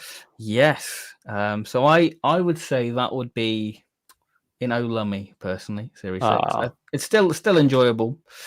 Still a good sort of romp, but not the highs of Series 5 for me, personally. Series 7. This was one of the most anticipated stories for me, because it was Jago Lightfoot and Jack the Ripper and Sherlock Holmes and Arthur Conan Doyle. And, if you've watched The Talons of Weng Chiang, you'll know that Jolly Jack did get a mention. So this was really exciting, because I thought, we're really going to lean into the Victoriana sort of stuff. And it sort of does, as we have the Monstrous Menagerie by Jonathan Morris, which I would have to say is a pretty good opener, as we see Arthur Conan Doyle in that. When we sort of see Jago be an absolute fanboy over sort of Sherlock. And then we have The Night of 1,000 Stars by James Goss, which is a nice little return of Leela, which is nice. Good little character piece between all those characters. And then you have The Murder of Morsey Manor by Simon Bernard and Paul Morris, which I think is their debut in the Jago Lightfoot range. And their debut overall as well. Yeah, it could be, actually. And I think that story is very much Jago Lightfoot's equivalent of The Chimes of Midnight. So, yeah, that sells that story. And then The Wax Princess sort of brings the box set to a close, which is the Jack the Ripper story, which is all very cool. I'm going to say Lummy for that. I think that box set didn't quite reach the expectations for me. That's a shame. Still good. Still a good shame to see like a dip here with them after Series 5. I mean, it's still very consistent. I still enjoy, for me, there's no bad box set, but I've definitely got my favorites. It doesn't quite reach the height of it all yet. Yeah, it's just comfort listening, really. Yeah. Also, I checked on Simon Bernard and Paul Morris. They did all those Scarifiers. Yeah. With Nick Courtney and Terry Malloy, and then which was, I think, it's not even a Big Finish original, is it? That was like on maybe even BBC, but then Big Finish got the distribution for it.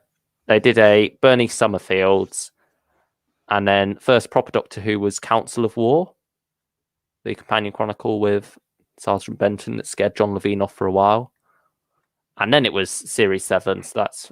But then they became a regular fixture of Jago and Lightfoot. And then we've got Mind Games next, which I don't think both of us have listened to. So no, neither of us have. So that remains at the bottom there with all the others. So Series 8, we start with one of the best opening episodes, and this is one of the highlights from Series 7 is the ending, where we see Encore of the Scorchies by James Goss. Now, if you've not heard of the Scorchies, go and listen to the Scorchies. They're absolutely amazing. This is Jago and Lightfoot's musical episode, and that might make people feel a bit uneasy, going, it's a musical episode, but I tell you what, it's done so well. The Scorchies, though they're these silly daft puppets, they are really sinister and really creepy. And it really utilizes sort of the musical format that a good musical progresses the narrative through song, this does it. Though I would say the ending kind of lets it down with how it's sort of resolved, but still, very good story. Then you have The Backwards Men by Andy Lane, who kickstarted Jago Lightfoot with the Mahogany Murderers. So it's good to see that writer back. I would say that this is the most standalone story in the box set out of that. And then you have a sort of two-parter with Patsy from was it Pacey? I can't remember. The woman who Patsy. who finds the dead body in Talon's Wang Chan going, "It's a photo, Gov." I wouldn't like that serve of onions. God, make a horse sick, that would. So she's back in this. Obviously recast, one of Big Finish's first ever recasts. Oh no! So heresy. This is where it all began.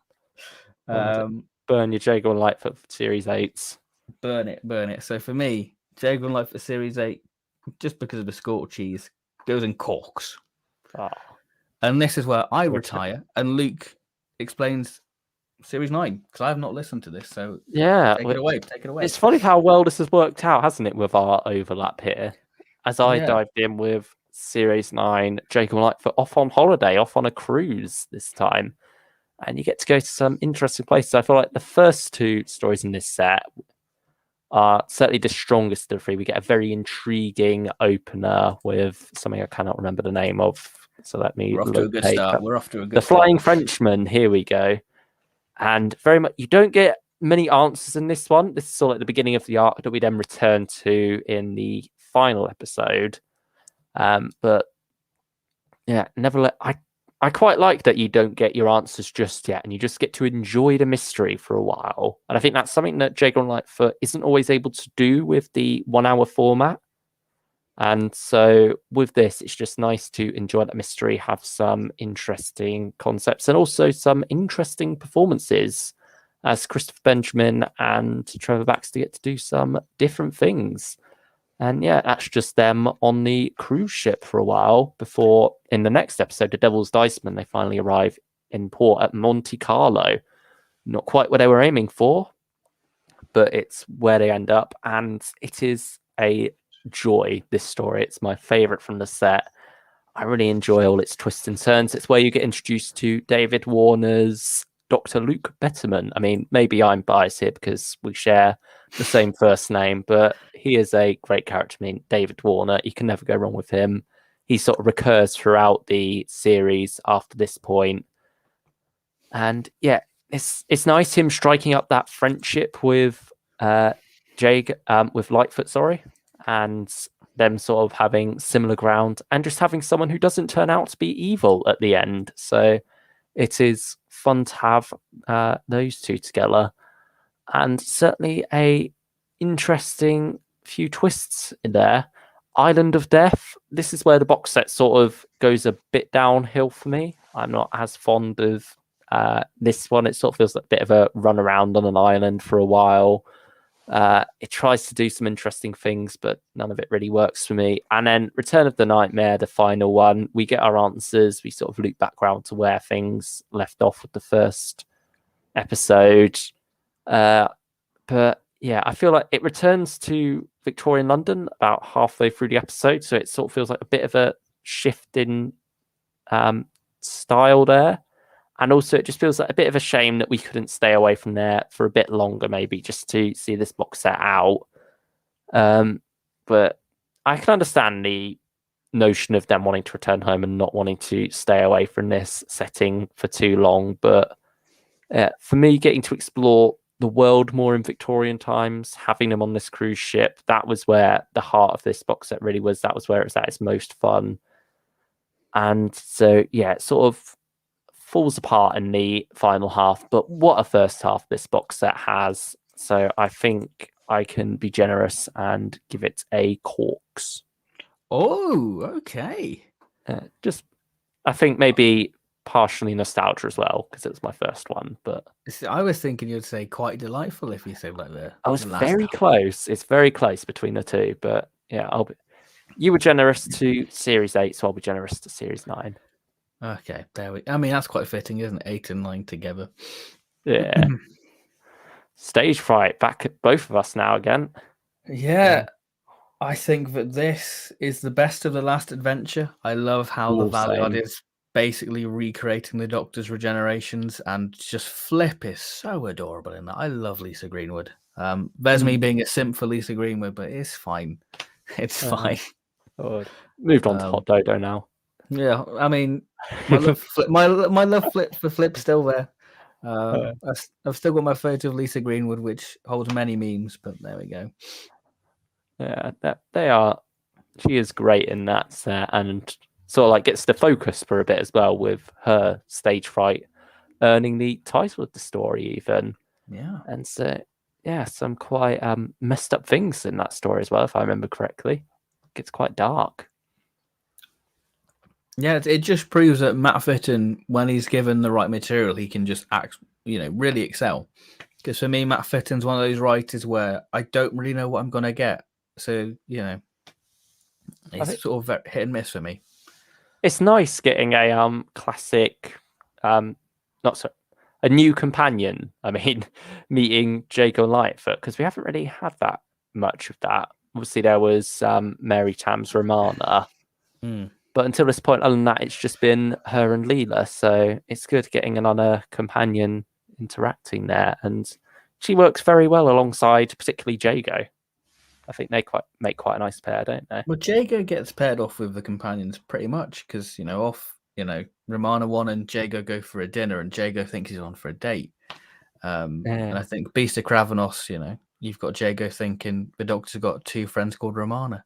Yeah. I mean, I suppose with Romana, that was sort of mirroring what they did with Leela, though, wasn't it? Because she was more paired off with Lightfoot, really. They get to go share dinner together. So I think that was sort of to give Jago that side of things instead with Romana. But yeah, that's what Big Finish does like giving him the lady.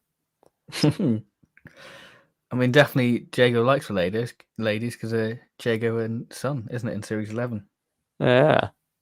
And Jago and Love. Yeah, there we go. And I suppose we mentioned he had another love interest as well at one point.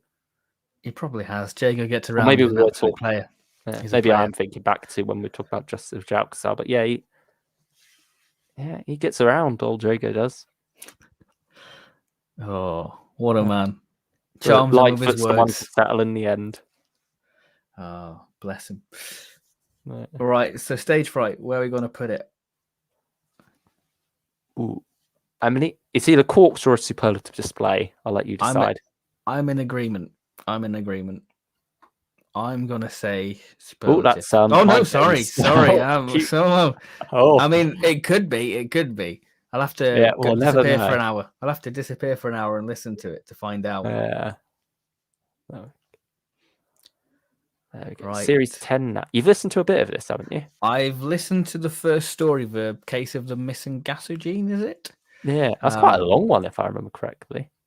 It was one of those ones where I started listening to the box set because everyone was talking about the ending of the box set. And I was like, right, I'm going to listen to this. I'm going to break my marathon and I'm going to listen to Series 10. From memory, I enjoyed it, but I didn't really see the hype because I remember everyone raving about Series 10 being one of the best box sets. And I mean, I only listened to the first story, so I can't properly judge it, but I probably think the overhype played into it. From memory, you've got one of those biographer alien characters like Huxley from Find and Replace, and I think it's played by Toby Haydock in this case. He's doing a biography on him. He's sort of like that's the arc for this series. So that's all I really remember from the story what I listened to. So Luke, dive into Series 10. Yeah, so Case of the Missing Gasogene, like we were just talking about, it is very much a throwback again to classic Jago Lightfoot. I think they like to do that with their openers, don't they? Just go for a quintessential Victorian Gothic story, really. It's a flavour of what to expect from the range, really, I think, because people dip and dive with the range. Yeah, and this is a slightly more eccentric take on that. I think I remember there's a man sat around his toy train inside his house. Not quite toy, but not quite full size. Halfway between size, if I remember correctly. He gets up. I think, is that ringing any bells for you? I'm hoping I haven't just imagined that from this story. I'm trying to remember now. I You're feel that's really like pushing. some form of transport around his house that he's using. It's ringing kind of Oh, true. maybe. Hopefully, I am on the right track there. But yeah, Year of the Bat. This is one I remember much more strongly, and this is just a intriguing one. This is one where we get throwbacks to younger selves of Lightfoot and Jago, and it sort of ties into the present as well. And it's quite an experimental story and just a really enjoyable one. And yeah, I always like a good experiment. I think Jonathan Morris did a good job on this one. It's one that pays off. It's the standalone one of the box set. I don't think it ties to Yak at all. That comes into play again later with the morning after the third story in the Museum of Curiosity is the final one. And again, similar to Series 9, it sort of falls off towards the end for me again. And I think, yeah, there's a lot of awkwardness and standing around. I think it's sort of one of those things where you've worked out the mystery before the characters do, and you spend quite a while waiting for them to realize the obvious, unfortunately. And yeah, I feel like a lot of these series struggle with the finales. I mean, like you're saying about the hype up for the cliffhanger, it was obviously a crazy cliffhanger at the time. As I mean, I think part of us was expecting a Strax cliffhanger, weren't we, to lead into that because that was coming out the month after. But no, we got the setup for Series 11 with the Master appearing at the end. We can say that now because obviously that series is on the cover of it. It's out now. But yeah, I mean, apart from that brilliant last moment for me, the second half of this box set didn't quite do it as much. So I think that's worthy of a quite delightful for the first two stories. Okay, right. Quite delightful it is. Again, Series 11, I've not listened to. Again, this was part of the Master celebrations, wasn't it? Because it came around the same time as Angelo Fame, Vampire of the Mind, and the Two Masters. I'm not sure if it links into Series 11. You'll have to answer that for me because I have no idea because I've not experienced Series 11. So take it away. It does sort of, it stands on its own, the Master stuff in Series 11, although you are obviously, Talons of Wing Chang is one thing you need in terms of tie-in, and also the Deadly Assassin as well. It sort of picks up where the Master left off there. He's followed the Doctor for a bit after that story and wound up where Talons was. And so this is him using Jago Lightfoot against the Doctor. But a different Doctor turns up. It's not the fourth, it's the sixth here in this beautiful costume on the cover. You can see I've sort of like highlighted it in that thumbnail. It's a bit like the Mark of the Rani when he gets pushed on the trolley in a way. Yeah, I think it's a perfect look for him, to be honest. It's a shame they haven't put that on any other covers because there was no real reason for it to be on here. But yeah, I like that look for him. I think it looks appropriately doctory. It feels like a more muted version of his look because it's still got a lot of garish color to it, but it's just not as overpowering or over the top. But yeah, I mean, cover gushing, it's what we seem to do here a lot recently. But story wise, I mean, none of them really blew me away, I would say. That's one thing that Series 9 and 10 had going for them. Even though maybe there were some stories that disappointed me, they all blew me away. With Series 11, like, never anything too bad. I think Maurice by Matthew Sweet, I know he is a very experimental writer, and a lot of the time that's not to people's tastes. For me, this just wasn't to my taste. It was a weird one. I just tried my best, but couldn't get along with it.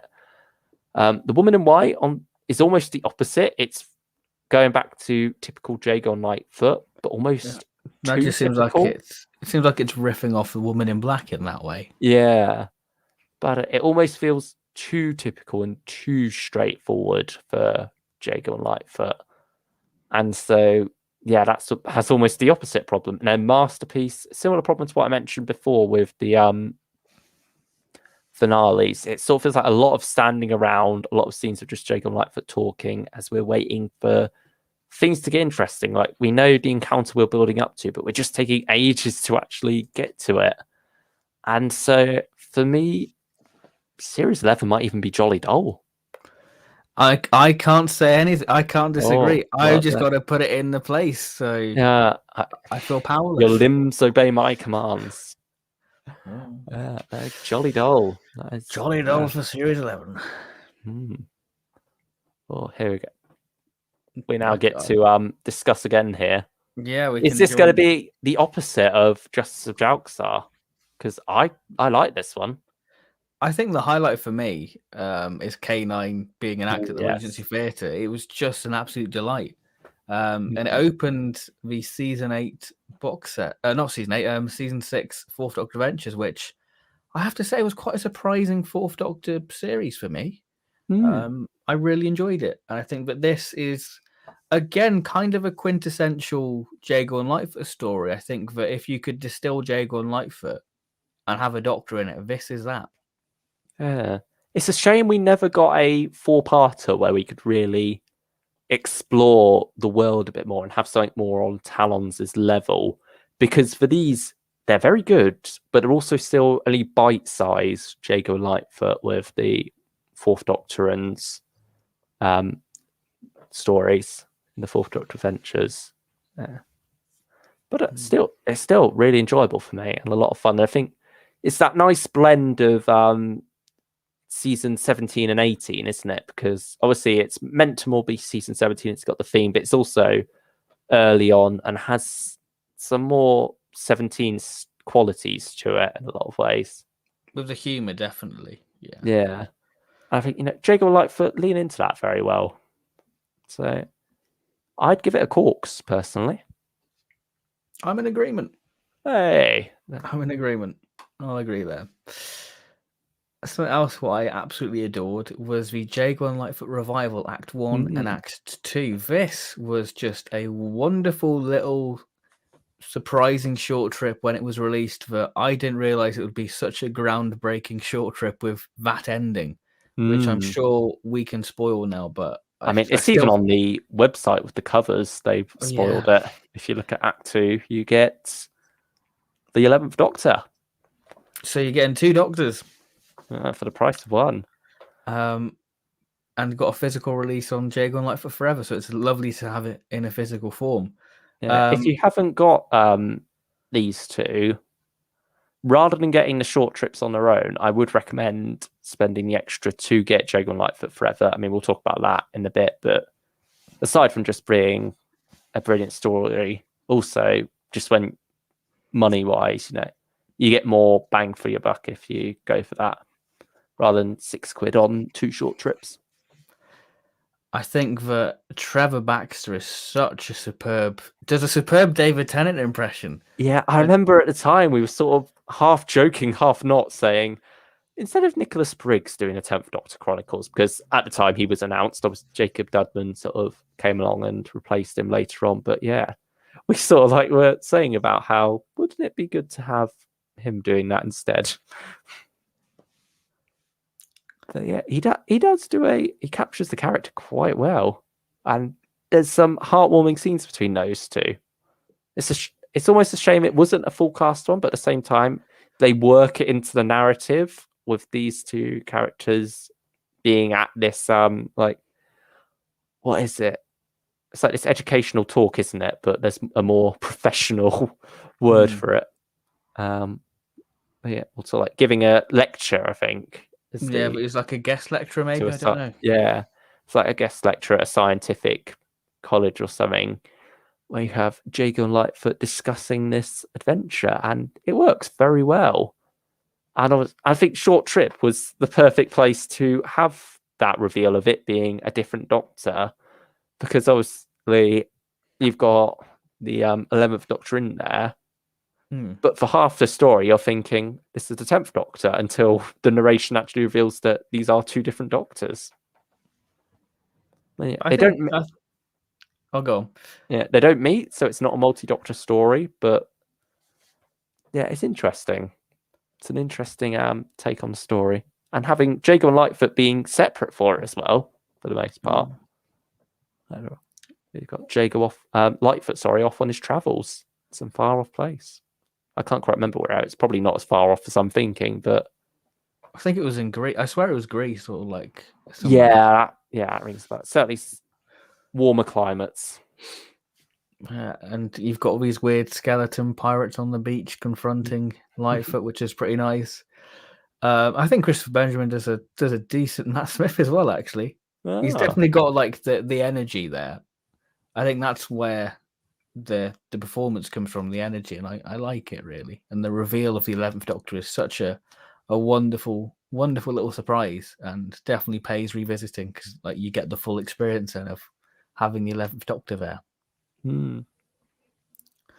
I think it just makes a bit of a shame now we've got David Tennant doing like a big old thing, because you could see it being part of classic companions, 10th Doctor and classic companions, or Jago Lightfoot universe. Who knows what could have been. Traveling lovely. Yeah, like we say, we're just grateful for what we do have, because we do have a lot. So I'm leaning towards Corks. I'm in agreement because I think that it's a good solid little short trip. Yeah. Series 13. I was just gonna. I say we say little, but it's given that it's a two-parter, it's sort of the longest short trip. Just a little look in the chat. It says, anybody know where this tier list is? You know the tier list because you've made it, Luke. So I'll let you deal with that. So if you look on Ben's Twitter, or you'll see. Or my Twitter as well. Yeah, my Twitter's linked in the description. But I was going to say, Ben has tweeted the announcement about this live stream. I've put a reply. I've retweeted that and then put a reply to it, giving you the link to the tier list, so it is out there. Can I pop links in the chat? Will it let me? I could. Yeah, I think you can put a link in the chat. I think it might only let you do that though, but I'll give it a go. While you do that, I'll talk about Series 13. So this, I believe, was... let me put it there. I think. Has it worked? I hope. A little...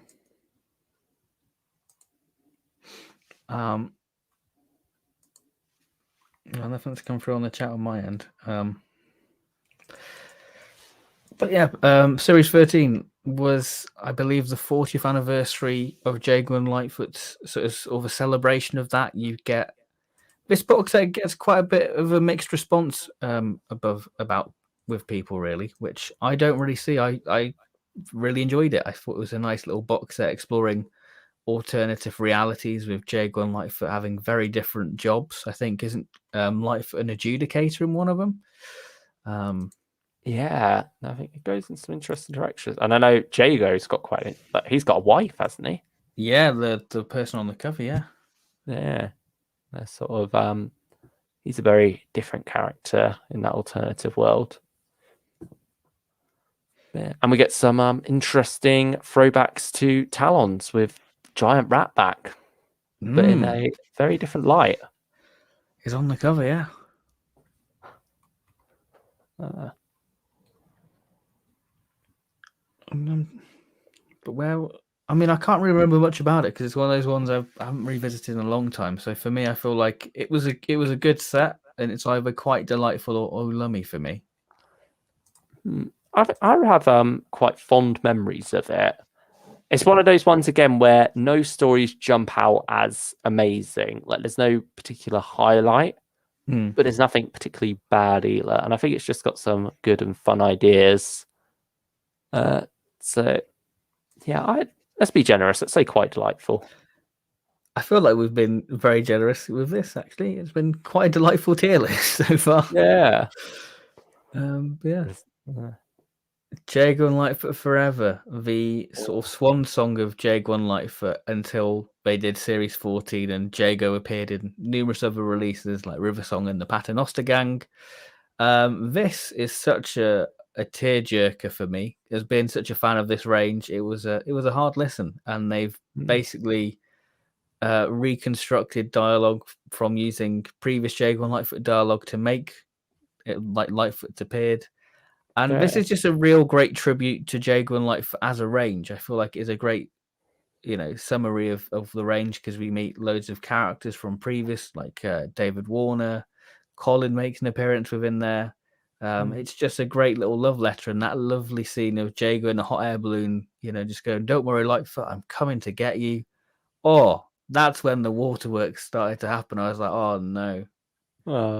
It's a good listen, and I think that it's a great little tribute to the Jago and Lightfoot range. It really is. It's such a nice little piece. It's nothing too overstated, is it? It's not like this grand finale. It's just this heartfelt little character piece, very much focusing in. And yeah, I love it. It really does encapsulate and celebrate the range. It celebrates the life that Jago and Lightfoot have had together on audio. It celebrates Trevor Baxter and his amazing performance. And I think even you can tell that is dialogue lifted from other scenes. It's a bit clunky, but it's the best they could do. It works well enough for what they're going for. So you forgive it. It's fine. It hits all the right notes it needs to. I'd say a superlative display for this one. Yeah, I think because of what the story is and what it does, it definitely deserves to be a superlative display. Yeah. So moving on to the more, I guess, stories fresh in our mind, Jago and Lightfoot and Strax, The Haunting. This is quite an interesting release because it was one of the first new series release, and I think that this is a perfect blend of new and old. Oh, it really is. And I think it's interesting, isn't it, thinking about how Robert Holmes created both Jago and Lightfoot and the Sontarans, and now they finally meet in a very different kind of story to what you'd expect upon hearing that, because Strax is a very different kind of Sontaran. And I think we had our phase of maybe certainly I did, of disliking Strax. I think you have that edgelord phase of being a Doctor Who fan where you hate anything that isn't classic Who in a lot of ways. Thankfully, we have matured, and certainly I feel like I've grown up a lot since those days, and I've done that now. And I love Strax. And I think, to be fair, Big Finish sort of helped me lean into that a bit more and appreciate different sides of different sides of the fandom, not to be so dismissive of a lot of these new ideas and these new directions they were going in, just not to be such a purist, I guess. And yeah, I mean, it's just such a fun story, isn't it? And absolutely, there's so much comedy genius in there. I think as well, it feeling so special that this is one of the first times something from the new series has been involved, because it's out the same month as Unit Extinction. I can't remember which was released first, but certainly this is one of Big Finish's first steps into the worlds of New Who. And what a first step it is, and what a way to blend classic and new as well, and get them together for a story with so many fun jokes. I always remember the gunpowder jokes. Oh, and the parrot. Just I think that's my favorite moment. That's my favorite moment. That the parrot's disguised as a Rutan. It was a parrot. Oh man, I love it. And he just got so many good moments as well. And yeah, it does sort of lose itself a bit when the plot properly kicks in, I suppose, in the second half. I would say it loses it when we go to the spaceship. I think that's when the story takes a dive for me, personally. Yeah, I'm not as fond of it there. I think I appreciate it and what it was going for, but it just didn't quite work for me. I think it's that nice blend of classic and new, where very much the first half of the story is more classic in style, and then we get the more new stuff with a New Who style spaceship almost. You can see it very much being that, but sort of reminds me of Girl in the Fireplace with like the clockwork droids in a way. Oh yeah, that's true. In a weird way. But I do like the whole sort of mystery what is built up within part one with these brains missing, and I love Strax's sort of answer to like the questions about the prime numbers and like the leaking flooding sort of kitchen, isn't it? Yeah. I like it. It's a lot of fun. I think that this just shows the sheer comedy, because you not only get the comedy from Strax, but also Jago just being really not up against, going to this haunted place. Yeah. He And becomes more just, of the straight man, doesn't he, with this? Whereas yeah, when it's him and Lightfoot, he's more the one cracking jokes and you get more comedy from him. This time instead, you get him playing the straight man and being absolutely wound up by Strax all the time. oh, it's just a wonderful experience. And I just think, the scenes between Strax and Lightfoot, when they're sort of wading through like the shrubbery so they don't go detected. And I just love that. It just shows the different tactics between how Jago and Lightfoot deal with an investigation where Strax is just head first thinking he's doing all stealthy sort of stuff, but really it's making him a bit more obvious. Yeah, that's brilliant. I think we've talked about Jago and Lightfoot very much always being comfort listening. This is the comfort listen to end all comfort listens for me. It's a Just feel-good so, one, isn't it? yeah, it's just Feel-good so one. fun to stick on. And I think as well, it's a two-parter, but they're both on the shorter side, maybe like 45 to 50 minutes. So I think it's pretty easy to stick on and get through. And yeah, it's one of these ones I keep coming back to and can always enjoy. Even though, like we say, it sort of loses itself a bit towards the end. I don't mind. I can acknowledge the flaws there, but I still have a good time with the story overall and can keep coming back to it. Just having such a warm, fuzzy experience with it. I feel, this might be me just really overselling it, but I feel like if you want to get into Big Finish, I feel like Jago and Lightfoot and Strax is kind of a nice little way of getting into Big Finish. Because you have a lot of laughter with it, and I think that just makes you enjoy it really, because you're having some sort of like belly laughs really with it. It's just a real fun audio, and I think that it's a good one for beginners personally. Yeah, I'd agree with that. It doesn't really tie into any large continuity overall with Jago and Lightfoot. It does stand alone very well. And like we said, it's a bridge between classic and new, so I feel like it's a very accessible release in that way. I suppose now with Paternoster Gang, maybe people would be more inclined to go for that if they want their Strax, but I'd say this is also a good place to go as well. Where are we going to put it? That's the question. I'm torn. I feel like it's got to be Corks. Yeah, I think I'm in agreement. The ending, if the ending was solid and the resolution, I'd definitely say superlative display. But it falls behind in the second half. It's still brilliant, but yeah, it's not quite a superlative display. And now, the main meat of this live stream, quite literally, yeah. Oh, the blood and soul, you could say. Oh yeah, say we're full of puns tonight. Yeah, Series 12, The Return of the Vampires. Well, for me, my first experience with them, really. Yeah, and again, tying back to things right from Series 1 with the... It's ever explained where the painting comes from of that? Because it just... No, I don't think so. Series 12, they never really delve into it. You do get a reference to the Master, though. I think in Picture This, about a cadaverous man next to a panelled wall. And I think like the title of the artwork was something like his master's voice, maybe. Which means yeah, obviously has another reference in there as well. Yeah, if that was what it is, that I could be wrong there. It's certainly something about. It's certainly got master in there, and they talk about a cadaverous figure next to a panelled wall. But yeah, that's sort of like a reference to a painting in Picture This, which is about an art gallery where... The Scarlet Gallery, isn't it? Yeah, Scarlet Gallery, an exclusive gallery of unusual paintings where a man has... the Night Watchman has been murdered, drained of blood, and a painting is missing. But there's more going on here than meets the eye. I think you get who is the kindred? It's that Scottish guy, isn't it? Yeah, Forbes Mason. He's got a similar quality to Mark Bonar, doesn't he? Yeah, I guess so. But it reminds me of who also he played a vampire actually. Oh, in The Haunting. What is the Buddha Castle episode. What's it called? Oh yeah, the Labyrinth of Buddha Castle. Yeah, That's it, Labyrinth. Yeah. I was gonna say the curator guy in this sounds a bit like the monk from Tooth and Claw. Oh yeah, that too. Actually, The lead monk in that.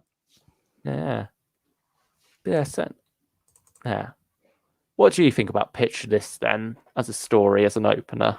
I feel like as a story, it's. I feel like this box set is just quintessential Jago and Lightfoot. I love this box set with the thematics of horror and how the whole series ties into vampires. You know, with the curator being almost like a vampire-esque creature, with sort of feeding off the life force of the people in the paintings.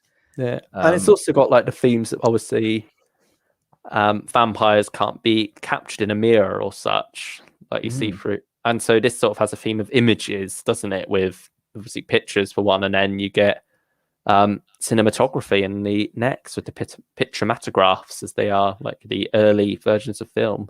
Yeah, I think as a story, it is quintessential Jago and Lightfoot. You know, the whole sort of mystery of the Scarlet Gallery. It's such an interesting idea with these sort of very strange paintings, and it's linked back to series one with the Bloodless Soldier, which starts to begin Ellie's sort of arc within this series because of the ending of this box set, with her wanting to revert back to, spoiler, I guess, vampire. Yeah. And you get Ravener in this as well, who is more of a presence than the ancient, not the ancient, the old one, sorry. But yeah, he's quite a likable character. I liked Ravener.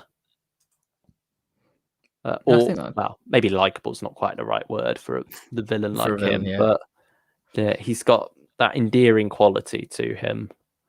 Love to hate. Yeah, very much so. And so,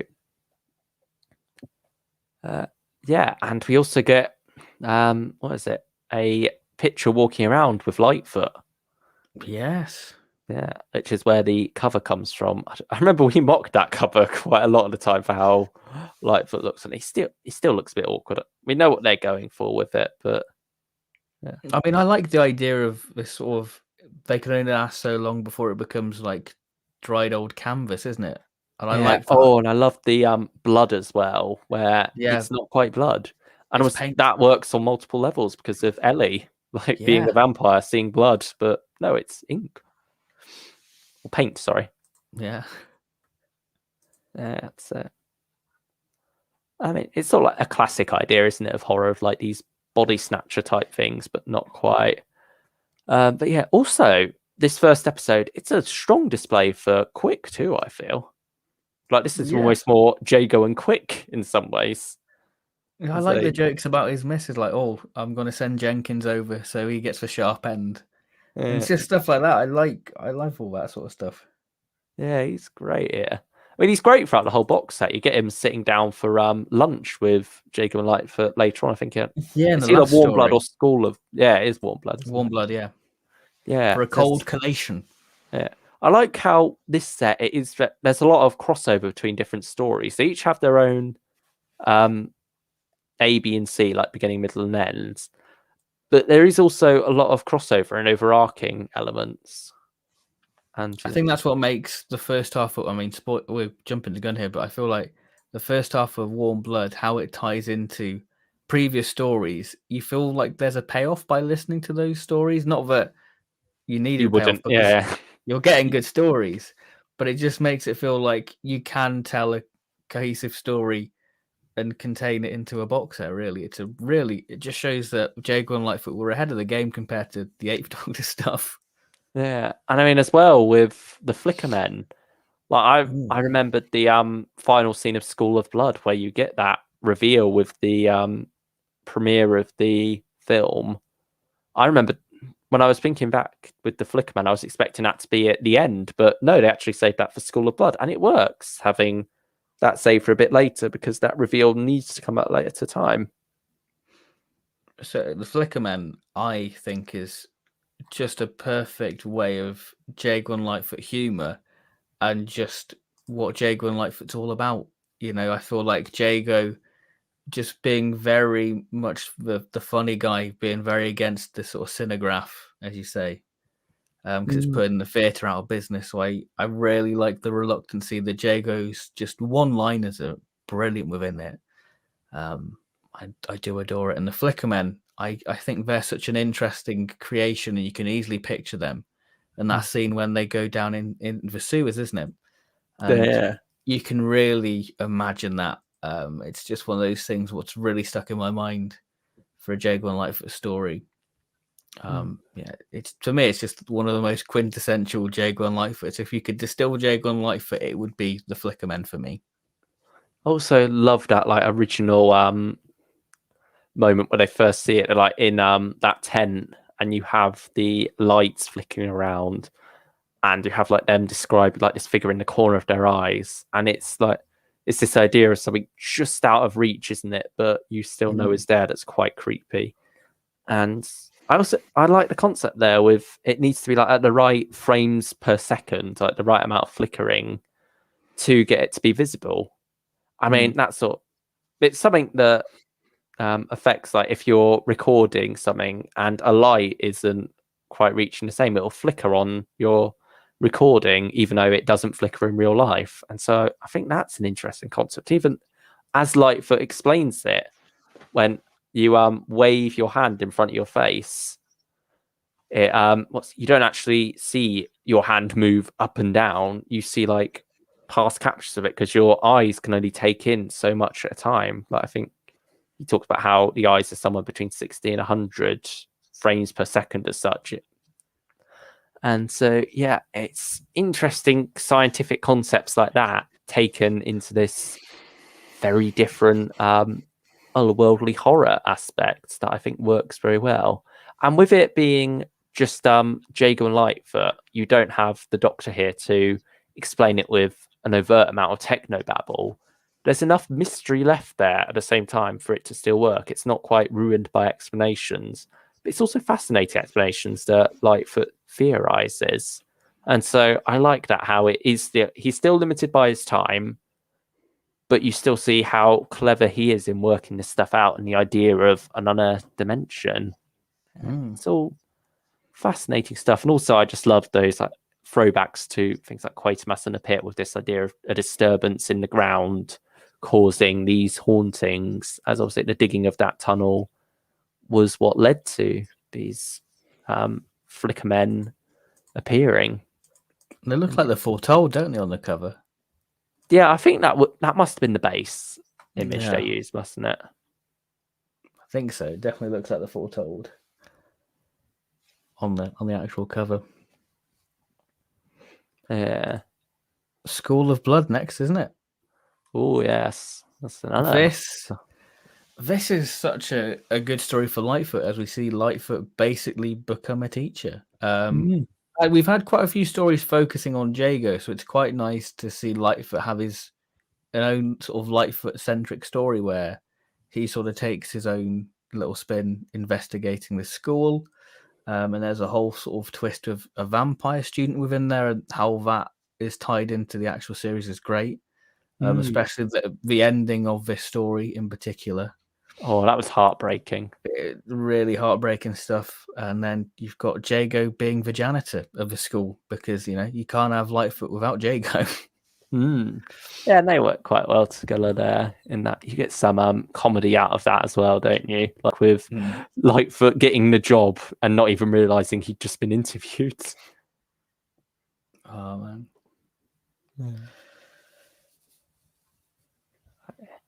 Yeah, and so like the setting as well, it's quintessential for horror, isn't it?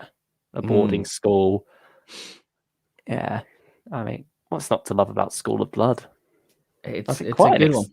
Yeah, quite an exciting climax to it as well.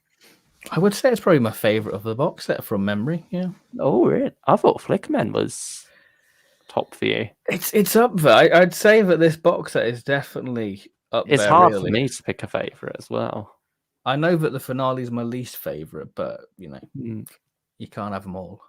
Yeah, the finale is a bit weaker, unfortunately, but nowhere near as bad as some other stories we've talked about No, recently. no. I'd say out of the what's called 6 box sets even. So for me, series 1, 9, 10, 11, 12, and 13. I'd say series 12 has the most solid finale out of those. I think for me, it's one of those ones where it's a bit slow to get going, really. Yeah, it As definitely. a finale. The first half is the story is basically Jago and Lightfoot trying to piece together, is Ellie behind these murders, and it sort of starts to link with the previous stories from the box set. So you start, you want to know more about the old one, and it sort of comes a bit too little too late, and I wanted more from the old one, really, because I think it's a really cool idea. I think it's a shame because with you get that big reveal at the end of episode 3, and then suddenly it feels like we backtrack a bit and we're still playing around with that, even though we as the audience, we've known this for ages now. We've known it since the end of series 11. So why are you still teasing this and making us wait when you could be doing so much more with this? I love the vampires coming out of the walls and stuff and how that all ties into it. But yeah, certainly it feels like a missed opportunities, this finale. There's quite a few of them. And then again, it sort of feels in a bit of a rush to dispose of the old one and Ravener and the vampire. Oh, blimey. Apologies. Oh, corks. Oh, lummy. Oh, dear. But He's had a few ales as Luke. He's been to the Red Tavern. Oh, no. I've been found out. Yeah, but he's had a few pints. But yeah, it's just missed opportunities, isn't it, really? And I think... Yeah, like we finally get going and then suddenly it feels like we stop already. But a beautiful ending scene, I will say. Like the final 5 minutes of this are quite moving stuff and no cliffhanger. Yeah. Yeah, and I think that was a nice and fitting way to end this. I think as well, it's nice to see Ellie in a different role and sort of go up against Jago and Lightfoot, and Jago be questioned by his actions from the very first, story from series 1. It's weird that it took him so long to get round to it. I'm not complaining, but yeah. Yeah, like did they forget maybe? Did they? Like was the plan always to pick up on it eventually? Yeah. But you think surely that would have come up before 12 series in? Because I don't want to complain too much because obviously it works out fine anyway. But it just does feel a bit odd when you think about it like that. Yeah, but you can't really complain. I think Jago and Lightfoot, they were just too busy riding the success of what can we do now with Jago and Lightfoot, and I think by the time we get to series 10 and that, they start to pay more tribute to what had gone previously with them, really. Yeah, that's true. They do sort of like get a lot more celebratory, but not in a bad way. And everything after 10 really, because obviously you got the Master back. So that's sort of a celebration. You got the vampires back and sort of tying into series 1 and 2. And then series 13 as well. You again get a bit of a throwback there with it celebrating Talons and then going off in alternative directions. But yeah, as for series 12, as a whole, how do you feel? For me, it's top 3 Jago and Lightfoot box sets. I've always thought series 2, 5, and 12 are my favourite, and I still stand by that. Yeah. Well, looking at the tier list currently, I'm assuming that means it's going to be a superlative display for you. Definitely going to be up there for me. Ooh. How about yourself? I'm leaning maybe more towards Quarks because I still really do like it, and I think it's one of those things as well where the whole is greater than the sum of its parts in some ways, just because of how different things are set up in different stories and how it all works together as one box set. I think certainly I got a lot out of this relist, and I'm glad I went back to it. So I will say we will let it be a superlative display. And what a fitting way to end the old tier list. I think the stylish one said that the mind games is their favourite. So to honor the stylish one, we'll put it in superlative display just so it's not left out. Ah, there we go. So that is the Jago and Lightfoot tier list. This is our most top heavy tier list. Yeah, I mean, we've got ideas for, Philip Hinchcliffe, which I think is going to lean towards the bottom end of the tier list. Oh, yes. So that'll be quite exciting. So that is the main highlight of the event. That is the Jago and Lightfoot tier list. Yeah, so be sure to check that out on Twitter as well. So please send us your tier lists. We'll be very interested to see what you make of it, really. Yeah, and on my Twitter, you can also find the 10th Doctor and 8th Doctor tier list that we did in the past 2 streams if you want to make your own ones of those too. Yeah. Right, should we do some questions? So if you've got any questions, pop them in the chat and we'll answer them, and that will round up this stream because we've got a few comments what we've not looked at since doing the tier list. Yeah. Thank you for all your contributions, guys. Yeah, it's lovely, It's lovely to have a nice little community, and it's just great. Love it. So where shall we begin with the comments? Luke, since your interaction with John Coleshaw, now is there a chance to pitch for Dr. Ogron spin-off? Oh, here we go. Go on, Luke. You can do it. There we go. I'll drop him a message, see what he thinks. Go on, you're friends now. You can go. Yeah, I'll pitch a 4-box set series to him. You can go to the Red Tavern with John Coleshaw and pitch your idea.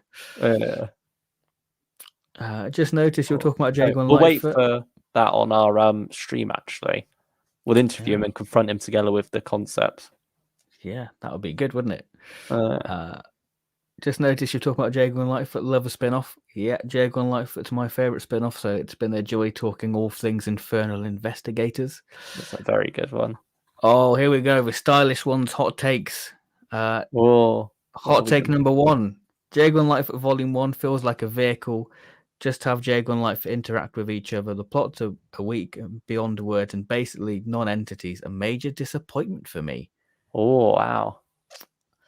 Oh dear. I mean, you're definitely delivering the hot take. So yeah, I didn't expect this, but yeah, I can see series 1, not being that good. I mean, we said it was quite delightful. So it's towards our tier list. It's one of the lower ones, but still, yeah. Last time I checked, Jago and Lightfoot series 1 to 5 was on Spotify. Series 6 isn't on there for some reason. Oh, I swear series 6 was on there. It's certainly one of the discounted ones on the website, like permanently down to what's it? $17.99 for download and $19.99 for physical. Yeah, mate. Oh. Maybe that's where you got confused with it and actually isn't on. Maybe. I mean, I'll have a little quick look at Spotify. Yeah, that means you got a good deal there with 1 to 5 on there. Oh, you're definitely getting your money's worth. So what else we got? Oh, Adam's Series 5 is my favourite. Yeah, I'll agree with that. I do love it's either series 5 or series 2 for me personally. It's bizarre thinking that one of the most different experimental ones is your favourite, nearly potentially. It's such a bizarre one, but it's a good one. See discography. Oh yeah, it's only series 5. I must have been mistaken there. Yeah, series 5. Currently binging Classic Who, skipped most of Underworld, and I'm going to watch Invasion of Time tomorrow. Oh, I guess you'd have had Jago and Lightfoot. Talons of Winter Ang. I mean, fairly recently then, Claire. I mean, Underworld, more like Underpants. It's not a good one. That's one of the few 4th Doctor stories I have yet to see. You're not missing much. What? The only spin-off about an immortal Big Finish should make is an Ellie spin-off. Okay. That'd be interesting. It would be good to get more of her because we've only had more of Jago so far. I think it would be nice to bring back Quick and Ellie in some form too. Yeah, I'm surprised they didn't get Quick to do one of the audiobooks for Series 14, to be honest.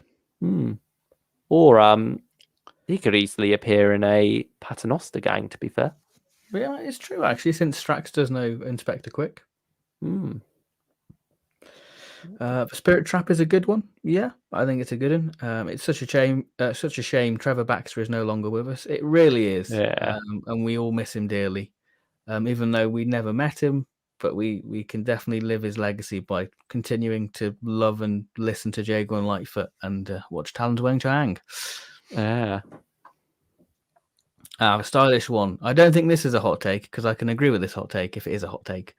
Jago and Lightfoot Series 2 is the best box set from what I've heard. It's got strong plot points and strong character moments. It strikes a perfect balance between comedy and horror. Absolutely. That's Series 12 also has the balance very done well. Definitely. I need to re-listen to Series 2, and you need to listen to Series 2. Yes, I do. Oh, it's out of print now. Gosh. I'm sure you can find it on eBay if you really want to get the physical one.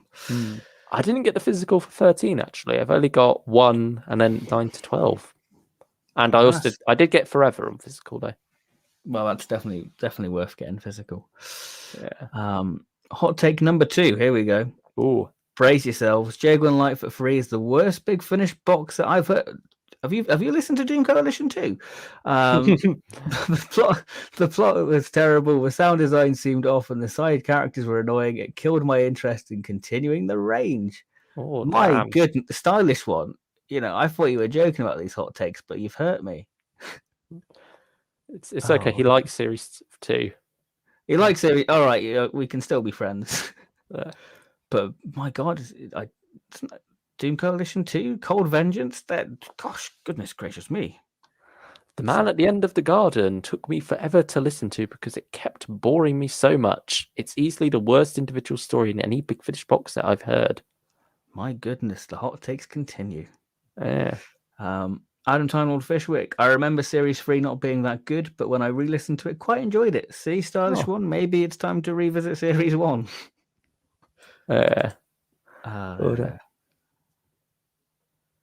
Adam Time Lord, I certainly seem to be in the minority by not liking it. It's one of those few Big Finish releases I've heard I've really strongly disliked. I mean, we've all got releases what we strongly dislike. Doom Coalition 2. Series 6 was decent. Yeah, it was a decent one. All right, hot take number 3. Okay, let's see how good this is. Jago and Lightfoot 3 is worse than the Churchill Years Volume 1. I don't have Churchill Years Volume 1, so I can't comment. Do you have Churchill Years Volume 1? Yes, it's been a long while since I listened to it, though. I can't really remember feeling much on it. I liked the Oncoming Storm and the story with the Dalek. Oh, the Kazran one. Yeah, but I remember the other two not being that great. So it's probably about middle of the road Big Finish, really. Neither box set is good, but I got no enjoyment from Jago and Lightfoot 3, while Churchill Years 1 had the Oncoming Storm, which I liked. There we go. Yeah, I wasn't a big fan of The Man at the End of the Garden. Yeah, Matthew Sweet is that sort of experimental writer. It's either you like his stuff like Year of the Pig or The Magic Mousetrap. I want to be watching the stream, but I'm in the middle of watching games. You can do both. You can listen to us as a podcast, just ramble on, because that's what we do. We're very good at rambling. Why did Levine not do any Big Finish after his Companion Chronicle? Was it a bad experience? He did do Unit Assembled, didn't he? Yeah, and then Scream of Ghosts. Yeah, volume 5 and 6 of the Third Doctor Adventures. He hasn't come back since, but as far as I'm aware, there's been no other problems. But yeah, apparently he did not have a great time with that Companion Chronicles experience. But I think getting him back with Richard and Katie probably helped, and they were able to tempt him to do some more. So he wasn't a fan of how clean the studio was. He thought it was dirty, and he's like, "I'm not setting foot until you've cleaned your studio." Oh, do you think it was a dingy boiler room? It was so dreary, darling. Go on, Capaldi. I've heard Mind Games. Oh, where am I? I've heard Mind Game, and it's probably my favorite Jago and Lightfoot story I've heard. It was really great. Yeah, we've honored you. We've honored you. You've been put on the tier list since we've not listened to it. Did Encore of a Scorchies not win an award or something? It probably did. Yeah, that rings a bell. I mean, I think, when was that box out? Was it 20? I can't remember. 2013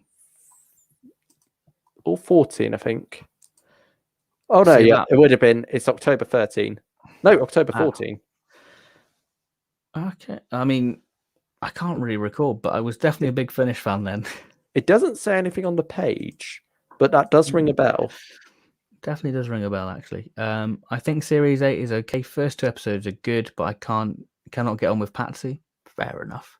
Final hot take. Here we go. Jago and Lightfoot is my second least favourite Big Finish spin-off from what I've heard. Not as bad as Churchill, but not as good as Diary of a Song, Gallifrey, Unit, and the Class Audios, and the War Master, or even Jenny. Oof. That's a stab in the heart. Oh, Goodness gracious me. You're wounding him. You're wounding me. I didn't realize how much of a hot take these were. I thought, oh, you know what, they'd be low key savage, but damn, Stylish One, they are savage hot takes. No. I wouldn't say Jago and Lightfoot's one of the worst spin-offs. I think there are worse spin-offs, like Tales from New Earth, if you remember that. So does that make, if you've listened to Tales from New Earth, is that one of your favorite spin-offs? Who knows? Who knows? If not, Jago and Lightfoot could be your third least favorite spin-off, if not. I joke. I'm joking. I don't hate you, really.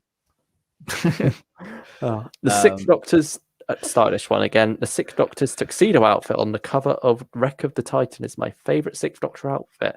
I'd love to see it return if Six ever had an episode where he's at a party or celebrating something.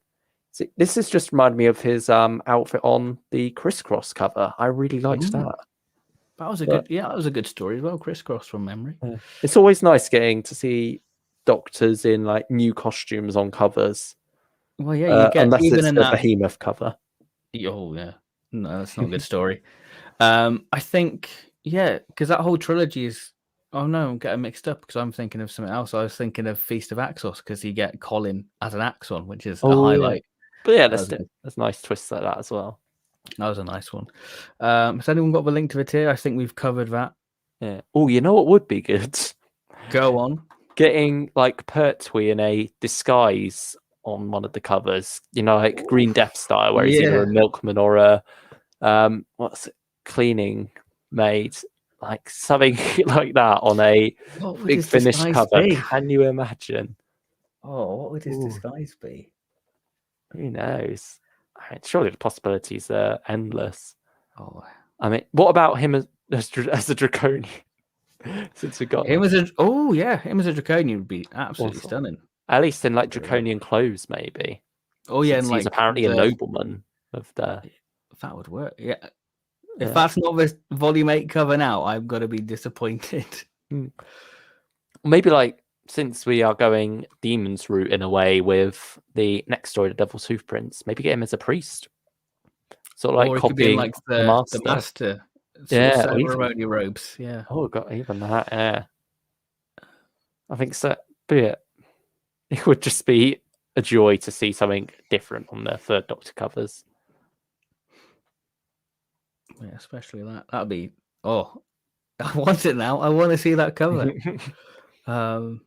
Right. So where are we in the chat then?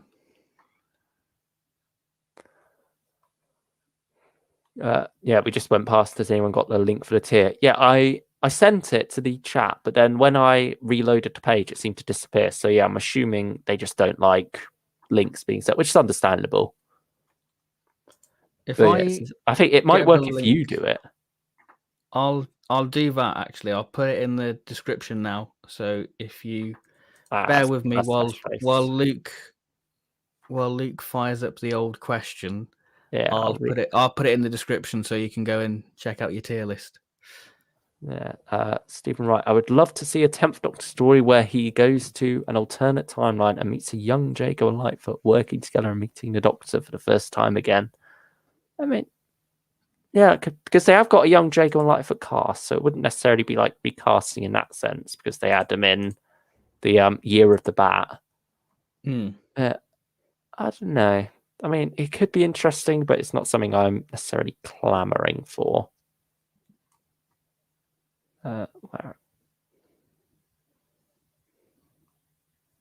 So it was Blake Ritson as young Lightfoot. He's even worked with David Tennant recently with... Yeah, in Trojan Dalek. Yeah. Who was young Jago? Alex Lowe. Has he done much recently for... Oh, so He's done a bit. He's worked with Tennant as well. He was in Time Reaver. So I'm just adding the tier list now to the description. So there you go. But yeah, I mean, it's not an idea I'm jumping out for, but if they announced it, I wouldn't be upset. It'd be interesting, a little experiment. Yeah, I think it's just don't necessarily want that to catch on with like the younger recast to get they probably couldn't to be, and they also shouldn't really meet before that. Oh yeah, I see the tier list has popped up now. Yeah, so if you refresh the stream, you don't even have to refresh it. Actually, oh, you don't. You don't. No, so for me, it just like popped up all of a sudden. So I mean, if it isn't there, refresh it. But yeah, I didn't have to. It just appeared. So yeah, if you want to do the tier list, send them our way. We'll be very interested to see your tier list of anyone, what we've done so far, and in the future, if you're watching in the future, to any future tier lists what we've done. Yeah. And yes, Mr. Bonk Cactus Trevor Baxter passed away in 2017, I think. Yeah, it was.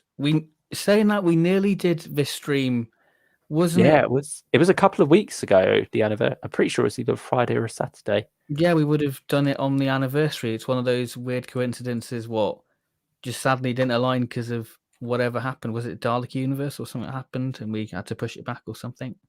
Yeah, that might have been there was some reason why we didn't do it that weekend. Yeah, 16th of July. So yeah, 2 weeks ago today. Yeah, 2 weeks and 4 years ago now. So this is our tribute to good old Trevor Baxter. Yeah, raise a pint to him. I mean, Luke certainly has with his hiccups and his burp. Oh, but there you go. Never live it down now. It's live. I'm gonna set it as my text ringtone. Oh dear. Just check Big Finish's website. What's new page of November 2015. It seems Unit Extinction came out before Jago Lightfoot and Strax. It was certainly announced before, so it makes sense it came out. But never. It's still special having it be that early. Yeah. And I think for me, I didn't get Extinction until about 6 months later. So I've still not got Extinction. Oh yeah. So yeah, Jago Lightfoot and Strax would be my first classics, first new series experience at Big Finish. And then yeah, shortly after that, it all blew up, didn't it? We had River Song, Churchill. Later that year, Classic Doctors, New Monsters. 10th Doctor. I think 10th Doctor was before that actually. That was May, and then Classic Doctors, New Monsters was July, if I'm correct. Yeah, that was July. Exciting times, and yeah, times just keep getting more exciting. Oh yeah, to think that we were excited about that, and then you look at what we're excited about now. Completely night and day experience, isn't it? Really, of a different excitement. Yeah. You know? The Sixth Doctor should really have another cover where he's wearing his blue coat. It's a fantastic outfit. Yeah, it's been a while. I think the space Port Fear. Last. Oh yeah, I think it was because I think he had his traditional outfit for Seeds of War, wasn't it? Yeah, it's strange that I haven't used that again since. I don't know if it's like a BBC thing that they made it drop it. I don't know. But it seems strange because they're happy like having him in different costumes since, like the Chris Cos cover. That is true. And the Jago Lightfoot Series 11 cover. So yeah, that's odd. Maybe it is that though. But I mean, the only example I could think of them using it, since it seems to be more like very late in his era, like we've got the Mind of the Hodiak coming up with Mel, but I feel like they wouldn't do that for that release just because, you know, Lost Story, it's like a throwback to a classic era. They'd want to keep him in his classic outfit. Yeah, that would make sense. Unless one of the Sixth Doctor box sets upcoming can involve a sort of a reboot of Big Finish 60, really. So I'll have to wait and see. I'll have to wait and see for that. I mean, it'd be nice to just get a bit more variety of the blue coat every once in a while. Yeah, because it's certainly been a long time, so I wouldn't be against it. I wouldn't be against it. Yeah. Because that was one of the exciting things, seeing like the 1 to 50 covers and seeing Blue Coat Colin on like Project Lazarus and stories like that. It was just such a like, wow, okay, Big Finish have really taken Colin in a new direction. Mm. You know what I wonder? Why BF decided to do a spin-off on Jago and Lightfoot? I think back in the day there was plans to do a Jago and Lightfoot spin-off, wasn't there? Yeah, it's funny because the characters only meet in episode 5 of Talons. So, and there's quite a few opportunities to have killed them off earlier than that, or just write Jago out the story entirely. So it almost feels like it's pure chance that they both survived and met, and we got so much good stuff out of that, thankfully. Yeah, so I suppose it's also a case of there not being that many options for spin-offs back then. Like, I think now with all the new series opening up, they've got so much more scope there. But back then they were a lot more limited with that. Like, Gallifrey had seemingly run its course at that point, and they were moving on from that before moving back to it several times. But yeah, and then Countermeasures hadn't quite picked up yet. This was Big Finish expanding a bit, but they weren't quite sure what they were going to do. So yeah, I guess it's just a case of they tried out that companion chronicle. It sold really well. Like you mentioned earlier, it's the best-selling companion chronicle they've done. So they thought, this has got legs. Let's make it run. I mean, if they can, I mean, it's any good business. If you can make money, you're gonna give the people what they want. And obviously, there was definitely an audience for Jago and Lightfoot, and yeah, we wouldn't be here otherwise if there wasn't a Jago and Lightfoot spin-off. We wouldn't be here this evening talking all about them. So, yeah. Thanks for putting Mind Games at the top. You're welcome. Your hot takes, they're okay. Yeah. They're okay. They're all right. But he says through gritted teeth. For gritted teeth, yeah. I might disagree, but I respect your opinion, and I will honor your opinion by putting Mind Game at the top of a tier list. So there you go, stylish one. We're even. Yeah. I've not heard tales from New Earth because Big Finish must be having a laugh if they think I'm spending 30 quid on a box set about cat people and mechanic. I've heard the extract and I didn't like it. I mean, I got it for free in Doctor Who magazine. I'm still yet to listen to it, and quite frankly, I don't think I ever will. Yeah, I mean, it's out of print now. I'm surprised it's out of print. It's one of those ones where I'm like, how on earth did that go out of print? Mr. Monk Cactus is raising a pint. Can't you split the link or something? Link is now in the... You might have already noticed it, to be fair, yeah. But for anyone listening who doesn't know, the link to the tier list is in the description if you wish to make your own and send it to us over on Twitter. Most anticipated classic series release coming before the year ends. I feel like me and you are probably on the same page with this, actually.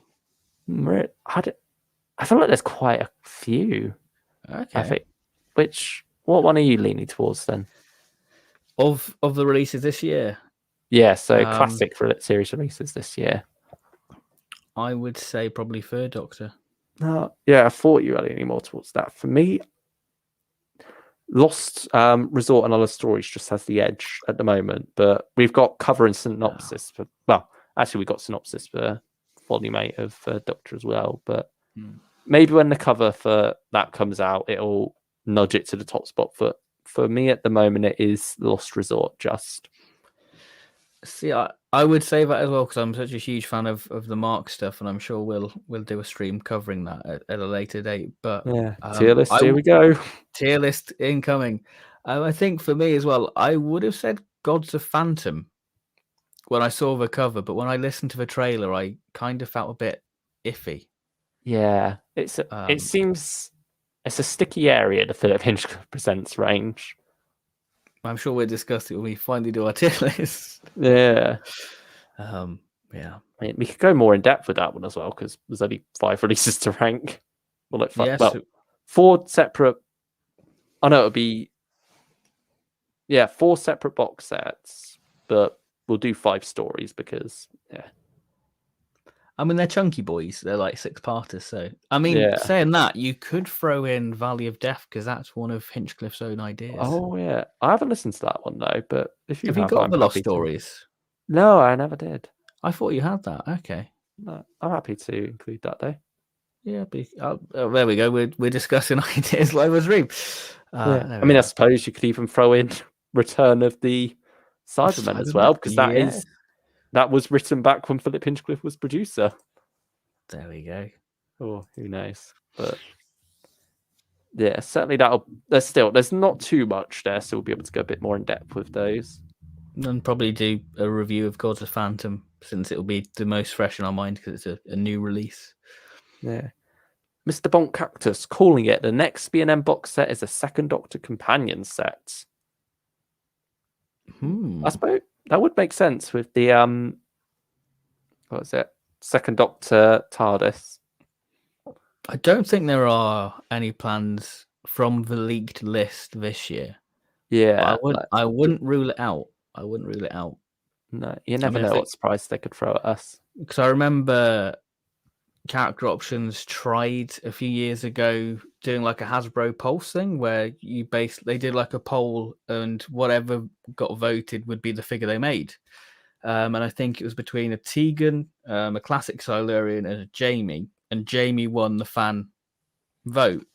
But that obviously never materialized. So maybe there is a prototype out there of Jamie. So we'll just have to wait and see.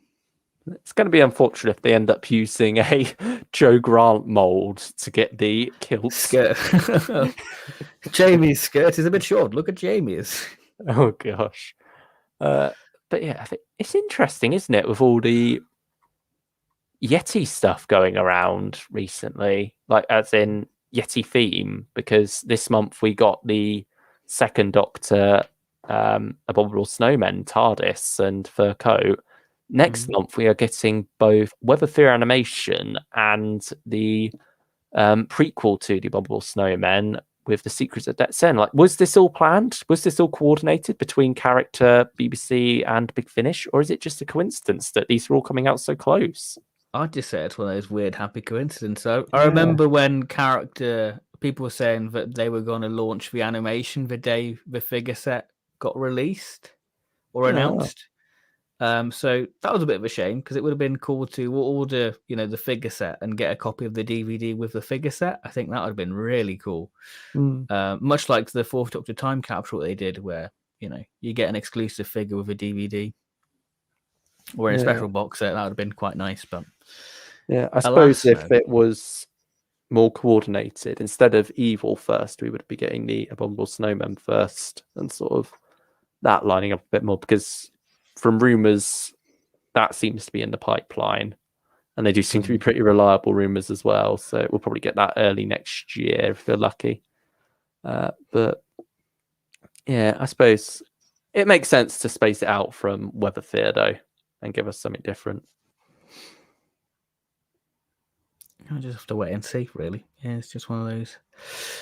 Remember when BF cancelled a Lucy Miller spin-off because they considered it a spin-off too far? They certainly changed their opinion and probably regret not capitalising on Sheridan Smith. Yeah, I mean, Sheridan Smith's definitely become a big old household name now, hasn't she? And Big Finish seemed to make a spin-off of anything. Any supporting character like Big Finish are going to do a spin-off on that character. It's interesting that they considered Lucy Miller a spin-off too far, but not Charlotte Pollard. Because I'd have said Lucy Miller would be the more popular one. Yeah, especially with sort of the relaunch of the Eighth Doctor with Lucy, and that being, I guess, more of a wider audience, being on BBC Radio 7, I think. Yeah. But yeah, I suppose it's just the way it's worked out, really. And obviously, the way they chose to go with Lucy Miller doesn't quite lend itself to her getting a spin-off. Unless it's a pile of dust. But I don't think there's much listening value to a pile of dust. But we'll have to wait and see if that ever happens. Yeah. I mean, there's probably some good ASMR you can get out of a pile of dust. What's that? Oh gosh. Oh no. Right, where else are we? I suppose it was also they wrote Lucy Miller out as well, just because of how popular Sheridan Smith was becoming. They knew they weren't going to be able to record with her So they went and got Ruth Bradley instead, which worked out well for them. Which worked well, and then suddenly Ruth Bradley suddenly started filming Primeval, and then Molly got done a dirty. Yeah. Well, which is a shame. You go for it. All right, okay. To give you another reason to avoid Tales from the Earth, Ben, it features Dreyfus of all people in it. What a shame. There we go. Yeah, I'm not going to listen to it now. I mean, James Dreyfus, he's been trying to pick up a storm on Twitter again, and it's just kind of sad, really. Yeah. It just kind of makes you not want to listen to his stuff now, just because he's, very much like the character he plays on Big Finish. Can't talk for the New Earth character, but he's definitely as vile as the Actually, he's probably more evil as a person than he was as the Master. That's a hot take. Who knows? Who knows? Certainly quite unpleasant, unfortunately, and it's a shame that Big Finish chose him to play such a illustrious role. Yeah, and I'll be honest, his Master's not that great, to be honest. I mean, I don't think it's that bad, but it's nothing amazing. I remember when the David Bradley box set came out. This is just a little story time with us now. I was a while ago. Yeah, we're old. Yes, we're very old. I mean, I've got grey hairs. It's happening. I remember listening to it and everyone praising his Master. And I was like, really? Maybe I was right from the off. Maybe young me was like, he's a bad one, Ben. You don't like him. But there we go. Yeah, I'd say for me, I just didn't like the Destination Wars as a story, so that didn't help much with his character to begin with for me. What about the Home Guard? Were you all right with the Home Guard? I re-listened to that recently. Actually, it's not too bad. It's not the greatest from the early adventures, especially what the quality of the Second Doctor stories. Like Simon Gurrier did an amazing job with The Outliers, and so the Home Guard didn't quite live up to that. But it's an intriguing one, but nothing amazing. And I think it's understandable that Big Finish tried to sweep that one under the carpet. But we'll talk more about that when we do our early adventures tier list, which will be out very soon. Yeah, we'll find out where I rank that, because you have you've got it, haven't you? I haven't finished it because I just couldn't get into it, really. I struggled with it, with the Second Doctor being portrayed as the baddie, and I remember the music being very authentic to like Delgado's music when the Master appears. Oh yeah, that's very good. But I think there's some nice writing for his moments as well. And I think he does an all right performance, but I don't want to compliment him too much. I just feel like I'm tainted by he's not a nice person, so I feel I should not credit him all, Yeah. But yeah, it's hard to say. But certainly everyone else gives a good performance in that. And to be honest, I prefer the first half to the second. So if you haven't really got into the first half, the second's not worth getting to for you. It sort of just becomes a bit of a messy alien invasion of sorts. But I mean, I love the cover. I like the cover. I'll say that. Yeah, like bit of Dad's Army. Can't go wrong there. Even get a "you stupid boy" moment. The Second Doctor and Jamie, but yeah, I think it's got some interesting ideas. But yeah, well, find out where it ranks in a couple of weeks' time, perhaps. Yeah, fingers crossed. Just depends on Big Finish release it. The Valley of Death inspired the Philip Hinchcliffe Presents range, so it makes sense to include it. There we go. Yeah, there we go. So yeah, that'd be a nice one to throw include. That in there. Yeah, because you're the tier list maker. It's like the backdoor pilot, isn't it? Yeah, I guess so, because wasn't it one of the first things Tom recorded? It was the first thing released, wasn't it? I think Energy of the Daleks was the first thing he recorded. Yeah, and then Lost. That was originally going to be the first one that was going to be the premiere, wasn't it, to Series 1, but they decided to go down the Destination Nerva route instead. Yeah, which is odd, because I feel like Energy of the Daleks is kind of like a really good jumping on point. And I think it's probably is it the best of a series? Yeah, probably is my favorite, actually. But I do like Wrath of Iceni. Destination Nerve is a bit of a weird one as well. But I guess it got to be the jumping on point with the first final they did. Yeah. Or like at least that style of final where it's much more affordable and out in the shops, out there in the wild. Yeah, when it was trying to be sort of mass market Big Finish, but your main audience got it instead. I'm as guilty because I picked it up. Yeah. But yeah, and I think with Valley of Death, it was sort of like they asked Philip, have you got any more like stories from this time that you wanted to do but never did? And he said, I don't, but I can come up with some new ones for you. And that's what led to it, wasn't it? Yeah. So there you go. I mean, that box set, stunning. So it'd be interesting to do the tier list. Yeah, we get to go fully in depth there because I have very mixed. Like it's got the highest of highs and the lowest of lows, sometimes within the same story. And maybe Gods of Phantom will be the middle ground. Who knows? Who knows? It could make or break the range, but yeah. Do you think Big Finish will do more Ben and Polly stories, or do you think they'll leave them alone now that Elliot Chapman has left? Also, why did he leave? I think the reason he gave was that he didn't want to do more than Michael Craze. He sort of like equaled him in the amount of episodes, but then left it at that. Who knows? Because Home Guard was the last one he did, and there's certainly been some discussion there. Maybe just the unpleasant experience of working with Dreyfus put him off. But I mean, I don't want to put words into his mouth. We'll go with what he said about that. And it's a fair reason, I think. And he's happy for someone else to step into his shoes. But I don't know, a recast.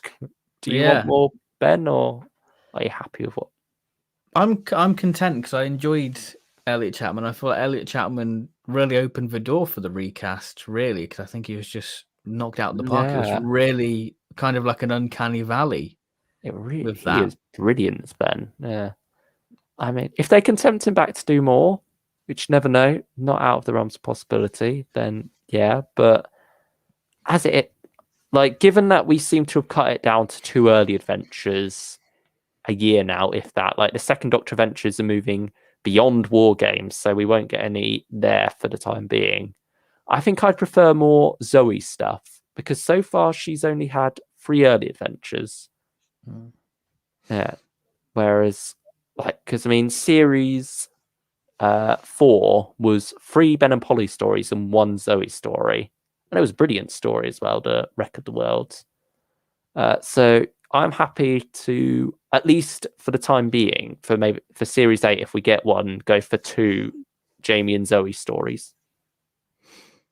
I think as well with Elliot Chapman, I think he's retired from acting as well. So I think be a little case of why he's not playing Ben anymore. I mean, I don't know if he's involved in the second Doctor Companion Chronicle box set. For all we know, he could have recorded that donkeys years ago. Yeah, who knows? So we could still have another Elliot Chapman story to come. We just have to wait and see.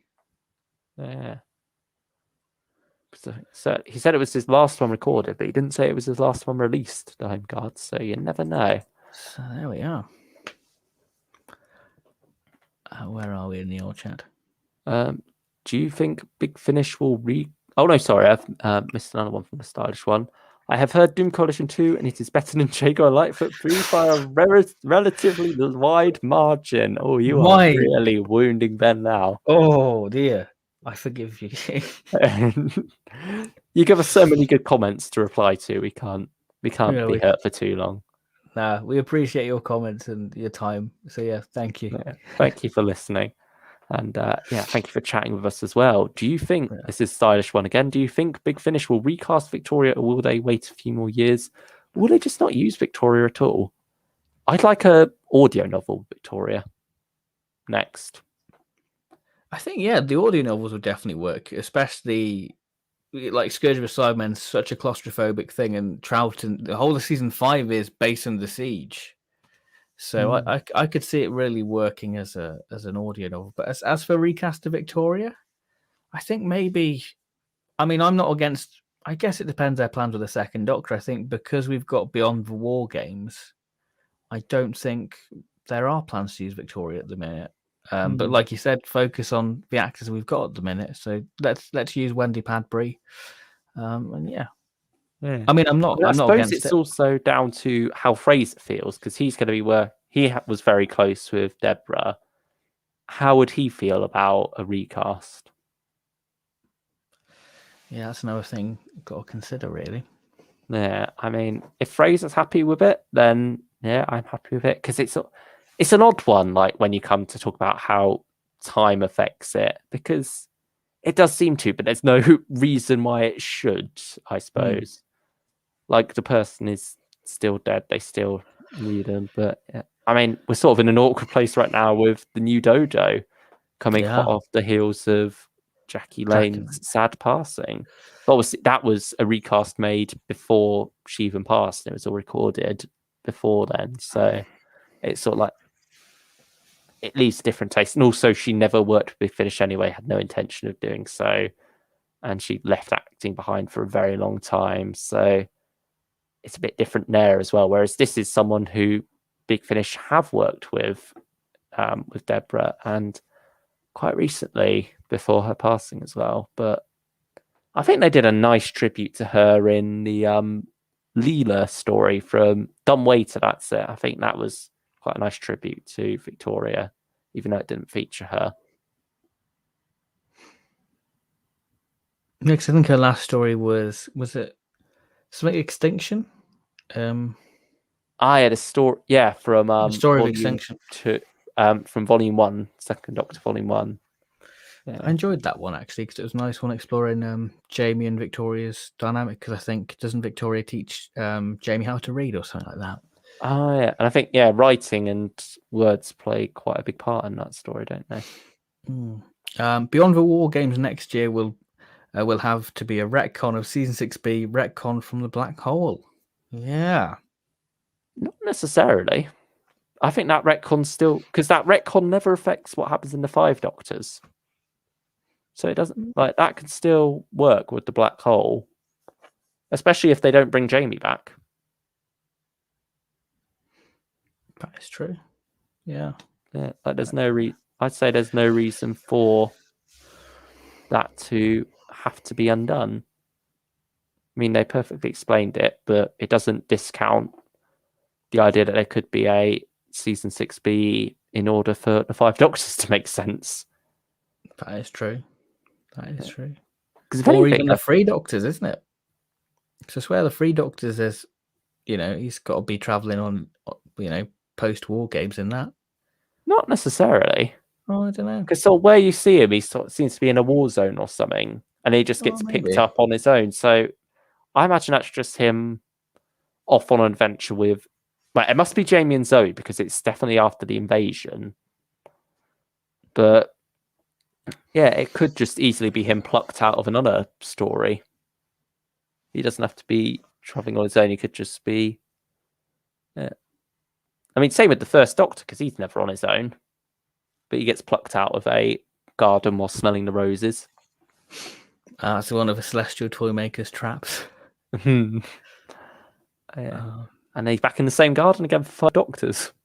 Oh, he never learns, does he? Never learns. Are we going to get David Bradley in the 60th just smelling flowers? Yeah. And eating pineapple. God. A well-prepared meal. And watching definitely. the sunset. Can't go wrong with that. And would you like to read our final question of the night? It could be. I mean, could be the final question for the night. So if you've got any last questions, then post them in and we'll answer them. And we'll probably wrap up in a few minutes because we've been going for quite a long time, actually. I guess a reasonable time for us, really. It's nearly midnight. Gosh. Nearly midnight, yeah. Nearly the chimes of midnight. Right, the Stylish One. So I'm just going to say this. Thank you, Stylish One, for all the questions. It's always a pleasure answering them, even your hot takes. But yeah, great to have different opinions. We all respect them here. Finally, from me at least, what from the Chibnall era would you like to get a Big Finish spin-off? Aside from Benny, of course. We all want a Benny spin-off. Benny! Where's my Benny? I'm here. In terms of Pating spin-off, Sacha Dhawan's Master. yes, Easy. Yeah, I can agree with that. Give him a spin-off. I mean, there's obviously that concept of what he did for the time stranded on Earth, but you could just go with him going about on different adventures. Or maybe Lenny Henry's character.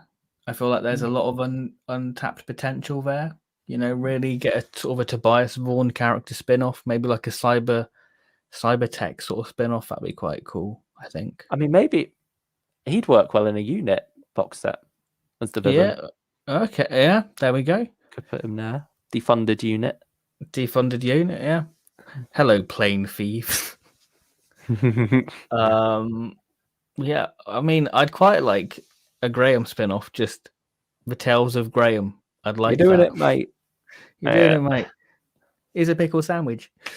I mean, do you think Bradley Walsh would go to Big Finish?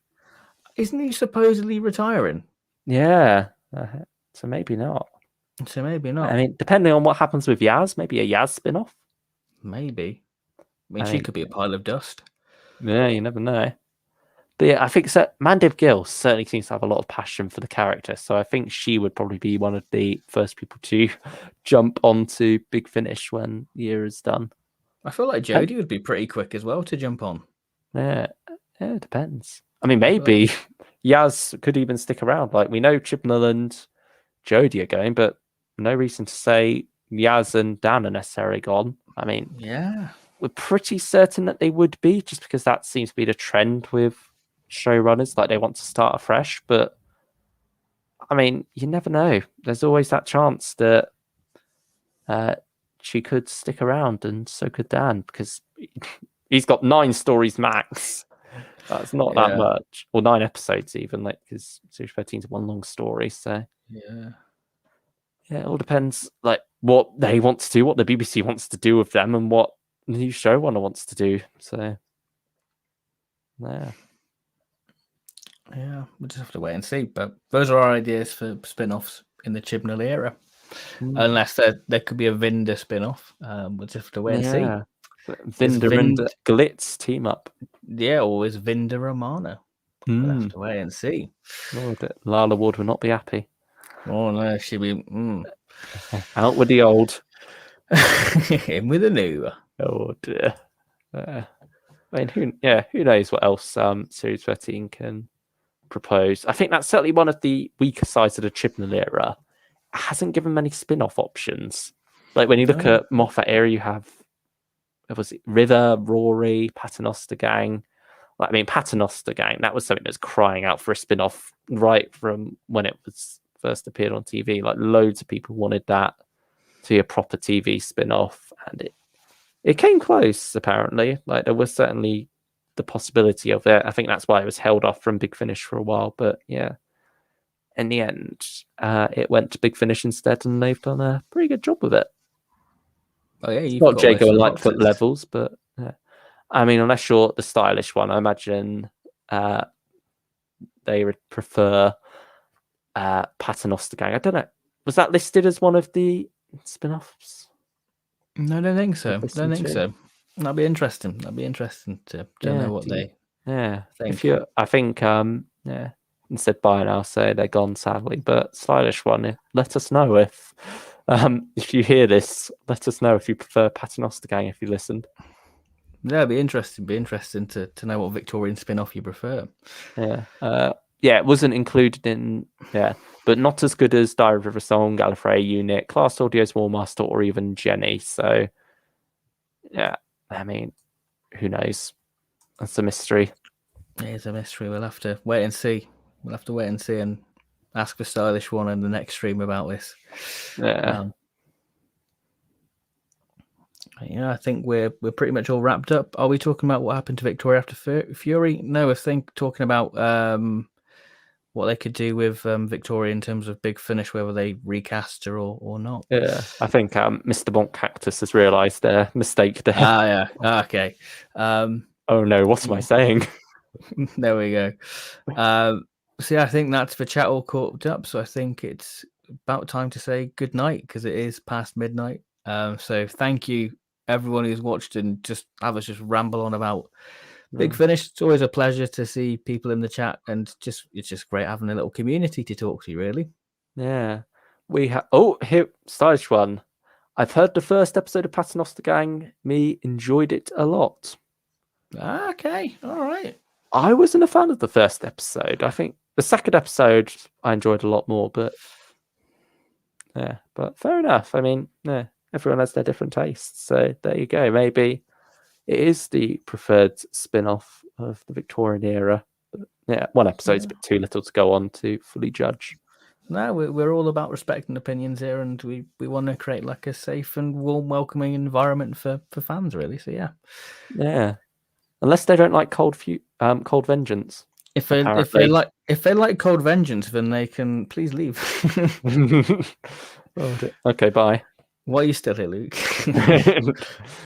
But yeah, there we go. I think that is us wrapped up for the night. Hopefully, we will see you next week for another Big Finish fans. No idea what that will be. Thank you for a great stream. Thank you, Stylish One, for all the questions. Really appreciate all the love and support you give us on these streams and the questions. It's always fun answering them. Yeah, thank you, everyone, for listening to us talk about Jago Lightfoot for 2 days, you could say. Quite literally. Yeah, Quite exactly. Literally. But it is time to say goodnight and leave the Red Tavern. And go to at least clicking us out now. It's closing time. So it's time for us to say goodnight, and we'll see you very soon, hopefully. I do not like Cold Vengeance. Worst 10th Doctor audio I've heard. Yes, Stylish One. Nice, Stylish One. Yes. Get in. Thank you for everyone. It's been a pleasure, and we'll see you very soon for more Big Finish shenanigans. Or we could do the Dalek Cyberman tier list design. Who knows? Depends what Big Finish have in store for us next in release schedule. And that will decide what happens. So thank you everyone. We are at their whims. Thank you everyone. Thank you everyone, and